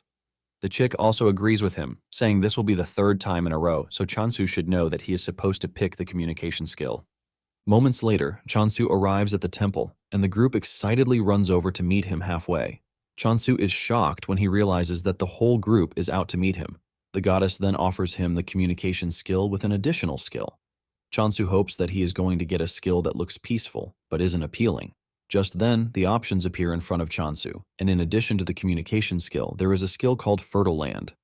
Apparently, Fertile Land is a skill that improves the soil, and it is suited for wide fields or wheat paddies. It is completely unnecessary for an apostle with limited space according to what the goddess is thinking. She is excited that her apostle will finally choose the communication skill, and she seriously prays that he does. Chansu stares at the screen for some time and assumes that the communication skill is a fixed option. He concludes that he has done a lot of bad things and doesn't deserve to pick the communication skill because he might just get killed by an elf if they see what he is doing to the crops. Chansu decides that he would rather not have more things to worry about because even without the skill, the pig, Doji, is always begging for food. Ari is always nagging while Spring is urging him to play. On the other hand, he miscommunicates the whole thing, believing that the goddess wants him to pick Fertile Land. Because of all of these, he decides that picking up communication skills is not worth it. With a smile on his face, he picks the Fertile Land skill, but the reaction he gets immediately tells him that something is wrong. Even Spring shifted away from him, and the goddess threw her head down in disappointment. The goddess basically concludes that she is screwed. Chansu then mentions his worry that the familiars are growing a bit slow because birds are supposed to grow fast, and it's been months already, but Ari remains a chick. Doji also remains a piglet, and Chansu decides to ask Rohan about it. However, Rohan ignores him because he is more focused on his apple. Chansu then decides to try out the new skill, and he activates it, releasing a bright green light. Chansu is surprised that he can shoot the blessing from his hand at a distance. The blessing makes the plant it hits get even bigger and greener. Chansu turns around to see Rohan staring at him weirdly, and he immediately figures out that Rohan wants him to use it on the apples. Chansu cannot believe Rohan because the apples are already big and he is just trying to make them bigger. He fires it in the direction of the apple tree while complaining that it would have been better if it were something like an increased germination rate. The goddess hears him complain and groans in frustration, saying this is why he should have chosen communication instead of a strange skill. The next day, Chansu heads to the West Block to meet Park, and it turns out that his last experiment didn't work really well. Park urges him not to be too impatient, telling him that there is still time left. Park even urges him to tell him everything about the magazine he read, but Chansu screams at him to filter his thoughts because the kids are with them. Chansu then says it is their priority to avoid the backlash of the skill, Pure Mind, because they have already concluded that removing the source is impossible. He mentions that they have only made it this far thanks to Spring's Water and Edwin. However, he believes that they need something more, and he reveals that the experience of making the pest repellent helped a bit. He asks if there are any similar problems, and Park asks him about the Apostles of Purity. Chansu then asks if medicine won't be enough for them in the meantime. Suddenly, Chansu's expression changes, and Park asks him what is wrong. It turns out that Lee Minsu, the Apostle of Violence, is trying to enter his block, and Chansu lets Park know that violence has finally come for him. Minsu shows up, and he walks up to Chansu, telling him that he needs his help.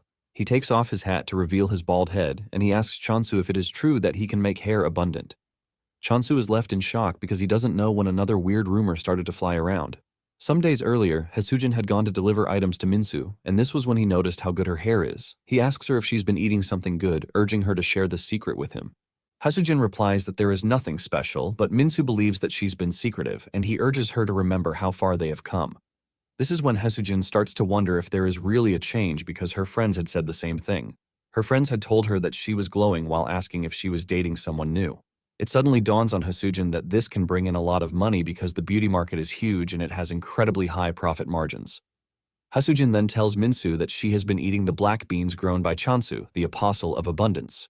Hasujin knows that it might be a bit dramatic, but all of Chansu's crops have actually produced a dramatic effect. Minsu immediately becomes interested because he has always thought Chansu was just a profiteer. Hasujin is worried because Chansu has occupied the nearby blocks, but Minsu lets her know that he doesn't mind making Chansu his brother as long as he is able to help them out. He reveals his intention to initially attack Abundance because they occupied areas around the Violence faction. Minsu immediately withdraws this idea and even decides to make Abundance his colleague, saying any attack on Abundance is an attack on him, which is an attack on Violence. However, he tells Hasujin that he will have Chansu's head if he doesn't live up to his expectations. Hasujin can only hold her head down in frustration because she has somehow pushed Chansu into another complicated issue. Now that Minsu is standing in front of Chansu, Minsu tells him not to try to lie because Hasujin already told him everything. Chansu is shocked to hear this, but suddenly remembers Hasujin telling him that Minsu might be coming for him. He finally understands what she means by this, but he takes solace in the fact that Hasujin didn't spread the rumor out of malice. Minsu then asks Chansu if he is trying to swallow Violence because he has already occupied all the blocks surrounding them. Chansu replies that he didn't actually know that there was a village there. Minsu tells him that it's a bit too much to call it a mistake because they were already preparing for war, but it doesn't matter. Seeing how everything is played out, Park realizes that Chansu is already hooked to the Violence faction. With a scary voice, Minsu lets Chansu know that he's going to have himself to blame if it turns out that he can't do what they want from him. Chansu holds his head in frustration, wondering why everyone is choking him out because he is a freaking farmer, not a doctor. Apparently, when the Earth got ruined, there were so many negative people crying over it, and among the many dispatched worlds is the block-type territory world. There was a place compatible with a god that is considered very important, so it was inevitable that there would be much negativity. There were also some who embraced wrath in their time of pain. It turns out that a ridiculous fate awaits them, and this is a fate where they would go bald. Those who were afflicted with this started crying, saying they would have chosen negation instead. One even thought about shaving all of his hair off, but his senior let him know that this is also not going to help. It turns out that their hair falls out anytime they use their powers. In the end, it meant becoming more powerful while losing more hair or remaining a lower apostle while protecting one's hair. The Violence faction was where true warriors were chosen, but even they had not given up on their hair. Minsu then tells Chansu that they are now brothers, and he tells him that he is pretty sure that there is a way. Deep down, Chansu is crying in pain because he has no idea how to help grow Minsu's hair back. Chansu teases Minsu, asking him if he has tried visiting negation because bringing back the dead is their specialty. However, Minsu's facial expression tells Chansu that he can't be joking with things like this. He quickly apologizes, and Park knows that Minsu and his gang are already desperate, which is why they had to come to Chansu for help. Chansu then wonders if it is okay to use the blessing of abundance on a human. Chansu tries it on himself and immediately makes his hair grow even longer, shocking Minsu to his bones. He wastes no time asking him how he was able to do it. On the other hand, Chansu is relieved that it worked, and he figures out that it might be useful for changing his style. However, it is not an entirely good method because he doesn't know if new hair sprouted or the existing ones grew longer. In addition to this, it costs some points, which means it is not entirely efficient. Chansu then tells Minsu that there is something he would like to try first, while smiling at the dude. Without hesitation, Minsu rushes over to Chansu, telling him that he is free to try whatever he wants to try. Chansu then fires off the blessing to Minsu's head. Minsu felt the heat, but to his disappointment, his hair didn't grow. Chansu then asks him if he has a skill that causes hair loss, and he says yes. He mentions that this is thanks to the heat emitted when they use their skills. Chansu realizes that purity is the lower half, while violence is the upper half. Chansu cannot help but thank his stars that he is in the abundance faction. He figures out that the whole thing might be similar to that of Park, since it is a granted skill. Minsu stupidly asks Chansu if he can't plant hair since he plants crops all the time. Chansu stares at him disgustingly, wishing the dude would just go ahead and find a doctor. Chansu then decides that they are going to have a look into it in the meantime. Later on, Chansu heads over to Edwin's office to find her, where she is busy drawing the water spirit. She is totally carried away by this until Chansu screams out his name. Edwin asks him what he wants, and he replies that he has a request. Chansu gives her a bowl of walnuts and black beans, urging her to make a blend that is effective for hair loss. Without wasting time, Edwin gets it done and returns the bowl to Chansu. Chansu and Edwin then sit down to start mixing, and moments later, they are able to roll the mixture into pills. Chansu then takes the pill to Minsu, telling him to try it out because he is pretty sure that this will have an effect, but there might be a need for precise adjustments. Minsu uses it and he feels the sizzling effect on his head just like before, but to his disappointment, his hair doesn't sprout. Chansu then tells him to keep taking the pills in the meantime, while they hope for progress. He assures him that he is also going to gather more ingredients to help. 2 days later, Minsu and the other apostles show up in Chansu's block. With their bald, shining heads, the group begs Chansu to save them. The reflection from their head almost renders Chansu blind, and the group tells Chansu that they have finally gained the momentum to overcome their harsh fate, so that they can grow. They urge him to treat them, and Chansu lets them know that the items he ordered have not even arrived yet. The group tells Chansu that they have everything he needs, from brown rice to green tea. Chansu cannot believe the number of ingredients that they have, and he tells them to bring everything. Chansu then tells the group that he is not promising to cure them, but he is going to do his best to show them hope. The group rises up in excitement, telling Chansu that they will do anything as long as he cures them. Since he needed extra hands, Chansu realized that he might just use the group for his own tasks. Moments later, Chansu sits them all down to feed them with meals infused with blessings. The group is shocked that Chansu was able to grow the crops in such a short time, and he lets them know that it is the blessing of abundance. They thank him for the meal and start to munch on it, while admitting that it is quite delicious. Chansu is glad that they are enjoying the dish, but he teases them, saying they all look like a bunch of ostrich egg nests eating rice while letting off steam. The lower apostles freak out, believing that Minsu is going to tear Chansu apart for the joke, but nothing happens. Chansu then tells them that they can ask for more if they want. Suddenly, the steam on Minsu's head increases, and he stands up in excitement. Everybody watches in anticipation, and to everyone's surprise, tiny hair follicles start to emerge from his head. Suddenly, the others start to feel the same effect, and tears of joy run down their faces. They rush over to Chansu to thank him, telling him that from that moment forward, abundance and violence have become one. One of them says he was doubtful because it was a meal instead of medicine, but it turns out that his worry was for nothing. Chansu then tells them that it is something to celebrate, but he mentions that it is too early to be relieved. The dude asks him what he means by this, and Chansu reminds them that their hair falls out when they use their power. He then suggests that they have a spar, and 2 apostles engage each other in a sparring session. This results in light so bright that Chansu realizes that the apostles should not be messed with. Moments later, Chansu stops the fight, saying it should be enough for what he wants to know. They check out the hair, and surprisingly, it looks fine. Chansu suggests that the dude rub his head once, and Minsu does this. In a heartbroken shift of events, the hair falls off, and the dude groans in frustration. All of them crash to their knees in tears, and Chansu asks if he can touch their head. He does, and to his shock, it is so hot that he thinks he can even fry an egg on their boiling head. Chansu then mentions that their heads are always so hot, which is why nothing can grow there. Chansu then asks them if it has to be real hair, saying there are other options like hair from another creature or maybe plants. Minsu tells Chansu that he is not interested in this, and he almost blinds Chansu with his head, telling him that he wants to save his hair. Chansu has no choice but to agree. and he suggests that they keep eating the meals in the meantime. He then asks them if there is anyone who wants to volunteer for an experiment he wants to carry out. Minsu asks him what the experiment is about, and Chansu replies that they have to check whether the hair remains without the meals he is giving them. The group takes time to reply, and Chansu tells them that they can all experience it together, but the group immediately dives into a game of rock, paper, scissors. As time goes on, a bitter truth is revealed that if they didn't eat plentiful meals, the power of their hair roots weakened. Even when they diligently ate well, the hair didn't grow dramatically, so Chansu continued to improve the hair growth cuisine. However, the hair grows thicker every time it grows back, but even so, it pops out like popcorn when the heat rises. Chansu starts looking for solutions like a gel or something, and Minsu can see how hard Chansu is working to help them. Minsu then asks Chansu if he is willing to take a look around their block. Chansu admits that he has always been curious, but he asks him if it is actually fine to do so. Minsu assures him that it is fine, saying he can even connect the entrance, since they are brothers. Moments later, they head to their block and Chansu is surprised that it is not that big. Minsu lets him know that only a select few warriors come over there, which is why it is small. Chansu spots a peculiar block in the distance, and he asks if it is for the purpose of mining. Minsu confirms this, saying one's skill can also grow faster if one trains there. Chansu notices that every member in the group is wearing a hat, while the entire block itself is cold. Minsu then tells Chansu not to stare at the members so much because they don't really like it. Chansu apologizes for this and realizes the need to finish the medicine as soon as he can.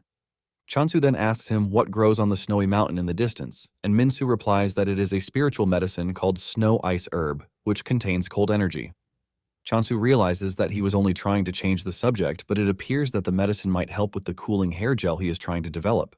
Minsu mentions that the medicine sells for a high price, but it is not useful for them because if they eat it, for some weird reason, their strength weakens. Chansu says this might be because it suppresses the authority of their skills, and since this is the case, Chansu is confident that it will be useful. Chansu asks him if the ingredient is a plant, and Minsu reveals that it is grass. Chansu is glad to hear this, saying he might actually be able to increase the efficacy and properly cultivate it. Chansu then asks Minsu if he is willing to sell at a higher price, while also using it as a material for cooling hair gel. Some days later, the familiars almost lost their minds when they saw Chansu bring Edwin into the block. Edwin turns to Chansu, telling him that the chick is shouting, and Chansu lets her know that Ari is shy around strangers. Deep down, Chansu hopes the familiars will lay off of Edwin because she is just a cool person who only cares about spring. Chansu is able to distract the familiars with food, and once their attention is off Edwin, she thanks Chansu for bringing her to the temple. Chansu lets her know that it is all fine because it is his request. He then suggests that they finish up what they are doing as fast as they can. They mix all the ingredients into a test tube, squeezing them all together, and in no time, the required hair cooling gel emerges. Chansu commends Edwin, telling her that she has worked hard, but Edwin humbly replies that it is her job. Chansu also thanks Spring for always working hard because he is always available to make water. Moments later, Park shows up, and to his surprise, he realizes that the hair cooling gel is already done. What is left is the hope that it works, and Chansu says they just have to keep trying. Chansu is about to leave to test the effectiveness when the goddess grabs him by the leg because she can't believe that Chansu is always off to somewhere. Chansu is shocked by this, and he realizes that the goddess must be worried because they have been spending less time together. Chansu then carries the goddess to somewhere private to whisper something in her ears. The goddess turns red from blushing, and once Chansu realizes that he has satisfied her, he prepares to leave. He assures the goddess that he is doing well because he knows she is just worried about him. All the goddess can wish for is that her apostle returns safely, and with a smile on her face, she declares that her apostle is the best. Shortly afterward, Chansu arrives at Minsu's place and he finds them meditating. Their hair has grown too, and Chansu tells them that the hair gel is ready. He gives Minsu a chance to try it out, and he does, giving him a chilling vibe on the head. Minsu decides that he is going to try to use his skill, and after releasing power from his body a bit, Chansu tells him to stop. Chansu lets him know that the gel is a temporary fix. Minsu asks him what he means by this, and he tells him that his hair might have survived, but the hair gel has completely evaporated. Minsu then suggests that they put the gel inside his hat and wear it, and Chansu admits that it is a great idea. With this, Minsu decides to try sparring, and after a successful sparring session, Chansu tells Minsu to take off the hat. However, he is reluctant to do so because he is scared that his hair would fall off. One of the apostles doesn't really care what he thinks, and he drags the hat off his head. Surprisingly, his hair is still there, and Chansu lets him know that the hair looks perfect on the outside. However, when he checks inside the hat, he can still see hair follicles. In addition, Chansu knows that Minsu held back his strength because he was scared that his hair would fall off. Chansu lets him know that he cannot truly overcome this way if he is scared of the unknown. Chansu then tells him that the only solution is to grow the snow ice plant on his head. Minsu immediately disagrees with this, and Chansu explains to him that he is not talking about literally growing the plant on his scalp. Chansu mentions that they are going to plant the herb on the hat just like hats with flowers. Minsu is not entirely impressed, and Chansu says that they can try something like an Indian headdress. In fact, he tells him that he can think of it like a plumed helmet because back in the Roman era, this was the peak of manly fashion. Minsu is still not convinced, but he wants to know if it is really possible to grow the plant in a hat. Chansu tells him that the problem is not the hat, but the environment. He wonders if there is a way for the snow ice herb to survive the heat. Minsu then mentions that there is actually a plant called a heat-absorbing herb, even though he doesn't know if it will help. Minsu says it is the opposite of the snow ice herb, and it is a plant that grows by absorbing surrounding heat, but it is found in a place even more dangerous and remote than where they are. Minsu mentions that there were people who usually gathered it, but at the moment, everyone has been catching parasites. Deep down, Chansu immediately figures out that they have started a parasite farm. Minsu is still talking about how difficult it might be to gather it when Chansu tells the group that they need to set off on an expedition immediately. Back at the temple, it turns out that Chansu left Hamstall behind, and this has everyone curious because he always carries him along. Doji believes that Chansu is out there eating something delicious, but Ari scolds him, telling him that not everyone is a foodie like him. On the other hand, the goddess is seriously worried that Chansu's task is dangerous, which is why he had to leave Hamstall behind. Suddenly, it dawns on her that she promised to trust her apostle, but she is already getting the familiars worried. She figures out that everything Chansu is doing is for the good of abundance, and she immediately gets off her ass to caution the stupid thoughts that she is having. She walks up to Hamstall, telling him not to worry because Chansu will definitely take him along next time. With the goddess's assurance, she is able to settle the growing unrest among the familiars. Meanwhile, Chansu and the other violence apostles who followed him have reached where the heat-absorbing plant is. Chansu smiles at them, saying he is glad that they reached the summit without any major problems. However, Minsu and his gang can't believe what they have witnessed so far. They start whispering among themselves because on their way to the summit, Chansu was easily cutting down monsters like they were nothing. It is at this point that Minsu knows that they would have been dead if they had tried to declare war. Chansu notices the strange expression on their faces, and he asks if something is wrong, but they quickly adjust, telling him that nothing is wrong. Minsu then mentions that when a block is swept by one of the 7 calamities, the typhoon, the environment usually changes completely. But he is glad that it didn't happen there. Chansu is shocked when he realizes that something like that happened on the mountain. He then suggests that they head up quickly before the typhoon blows. Suddenly, Chansu turns his sword into spider legs so he can sit on it and use it as a means of transportation. Minsu asks about it, and he replies that it is his sword that changes form at will. Minsu is surprised, but even more surprised that Chansu is using it for something like this, and Chansu teases him, saying he lacks imagination. Suddenly, they come under attack by an eagle, and to Chansu's surprise, the eagle is completely bald. Minsu decides to take on the eagle, and before doing this, he splatters plenty of hair gel on his hair. Minsu goes after the eagle and punches it to the ground, knocking it out. He even carries it back to the team, and when Chansu asks him why he is still carrying the eagle, he replies that it is a delicacy. Moments later, they finally made it to where the heat-absorbing plants are located. Minsu talks about how refreshing it feels to stand where they are, and Chansu explains to him that this is because the heat-absorbing herb is absorbing the heat. Chansu is pleased that they came to the right place, and he suggests that they gather the herbs quickly so that they can know if it is going to be the key point. However, after the experiment, the herb only served as a heat-absorbing agent, and in order to overcome the fate of violence, Chansu concluded that they still needed the power of the snow ice. With this, hats combining the 2 herbs were created. Chansu creates one each for the members, but Minsu is not entirely satisfied with his because he believes that it looks flimsy. Chansu cannot believe his ears, but he doesn't even argue with him. He angrily switches the one he gave with one that has flowers in it, and Minsu loves this. Chansu cannot believe that Minsu is seriously happy with walking around with a flower on his head. Minsu then tries to use his power and he exerts it to the maximum, but to everyone's surprise, his hair stays intact, leaving Minsu to shed tears of joy. After his celebration, Minsu taps his chest, assuring Chansu that violence will never forget the favor he just rendered them. Minsu goes down on his knees and the rest of the team follows suit. They tell him that his enemies are also their enemies and they are going to crush whoever comes against him. Chansu is blown away by their gratitude, which he believes is a bit hasty. However, he fully understands that they trust him already, and he has no choice but to admit that it feels really good. Later on, from the plain laurel wreath, the beanie woven from leaves, and the very flashy Native American headdress, the carefully cooling hats all became a massive hit. However, this was only permitted for the true warriors. At the same time, other partial drugs became popular, and it was thanks to the believers of violence. Chansu smiles because the profit margin is somehow good compared to the labor costs. In addition, Chansu now has more hands on deck thanks to violence. Minsu then asks him if he gained points from helping them out, and he says yes. Chansu mentions he actually got more points than he expected. They are in the middle of this conversation when monster ghosts show up. While Hasujin and Park are busy doing their things, Chansu believes that it is his job to cut down monsters because he has concluded that Abundance is a militant faction. Chansu draws his sword and dashes toward the monsters, wiping them out in one fell swoop. Minsu is left in awe because no matter how many times he sees it, he can never get used to it. Minsu mentions that immortal ghosts are famous for leaving curses behind, and Chansu tells Minsu that he just has to slash them before he gets cursed. Minsu doesn't understand this, and Chansu tells him that all he needs to do is to literally kill them instantly so they don't leave a curse. Minsu is surprised by this because it doesn't really sound impractical since Chansu hunts more than 100. Chansu corrects him, saying it is actually 443. Later on, Minsu is seen sitting by the fire, lost in thought, when his friend Jang shows up. Jang notices his demeanor and he asks him why he looks sad even though his hair has grown. Minsu then asks Jang if he can catch immortal ghosts, and Jang says he can, even though it might be annoying.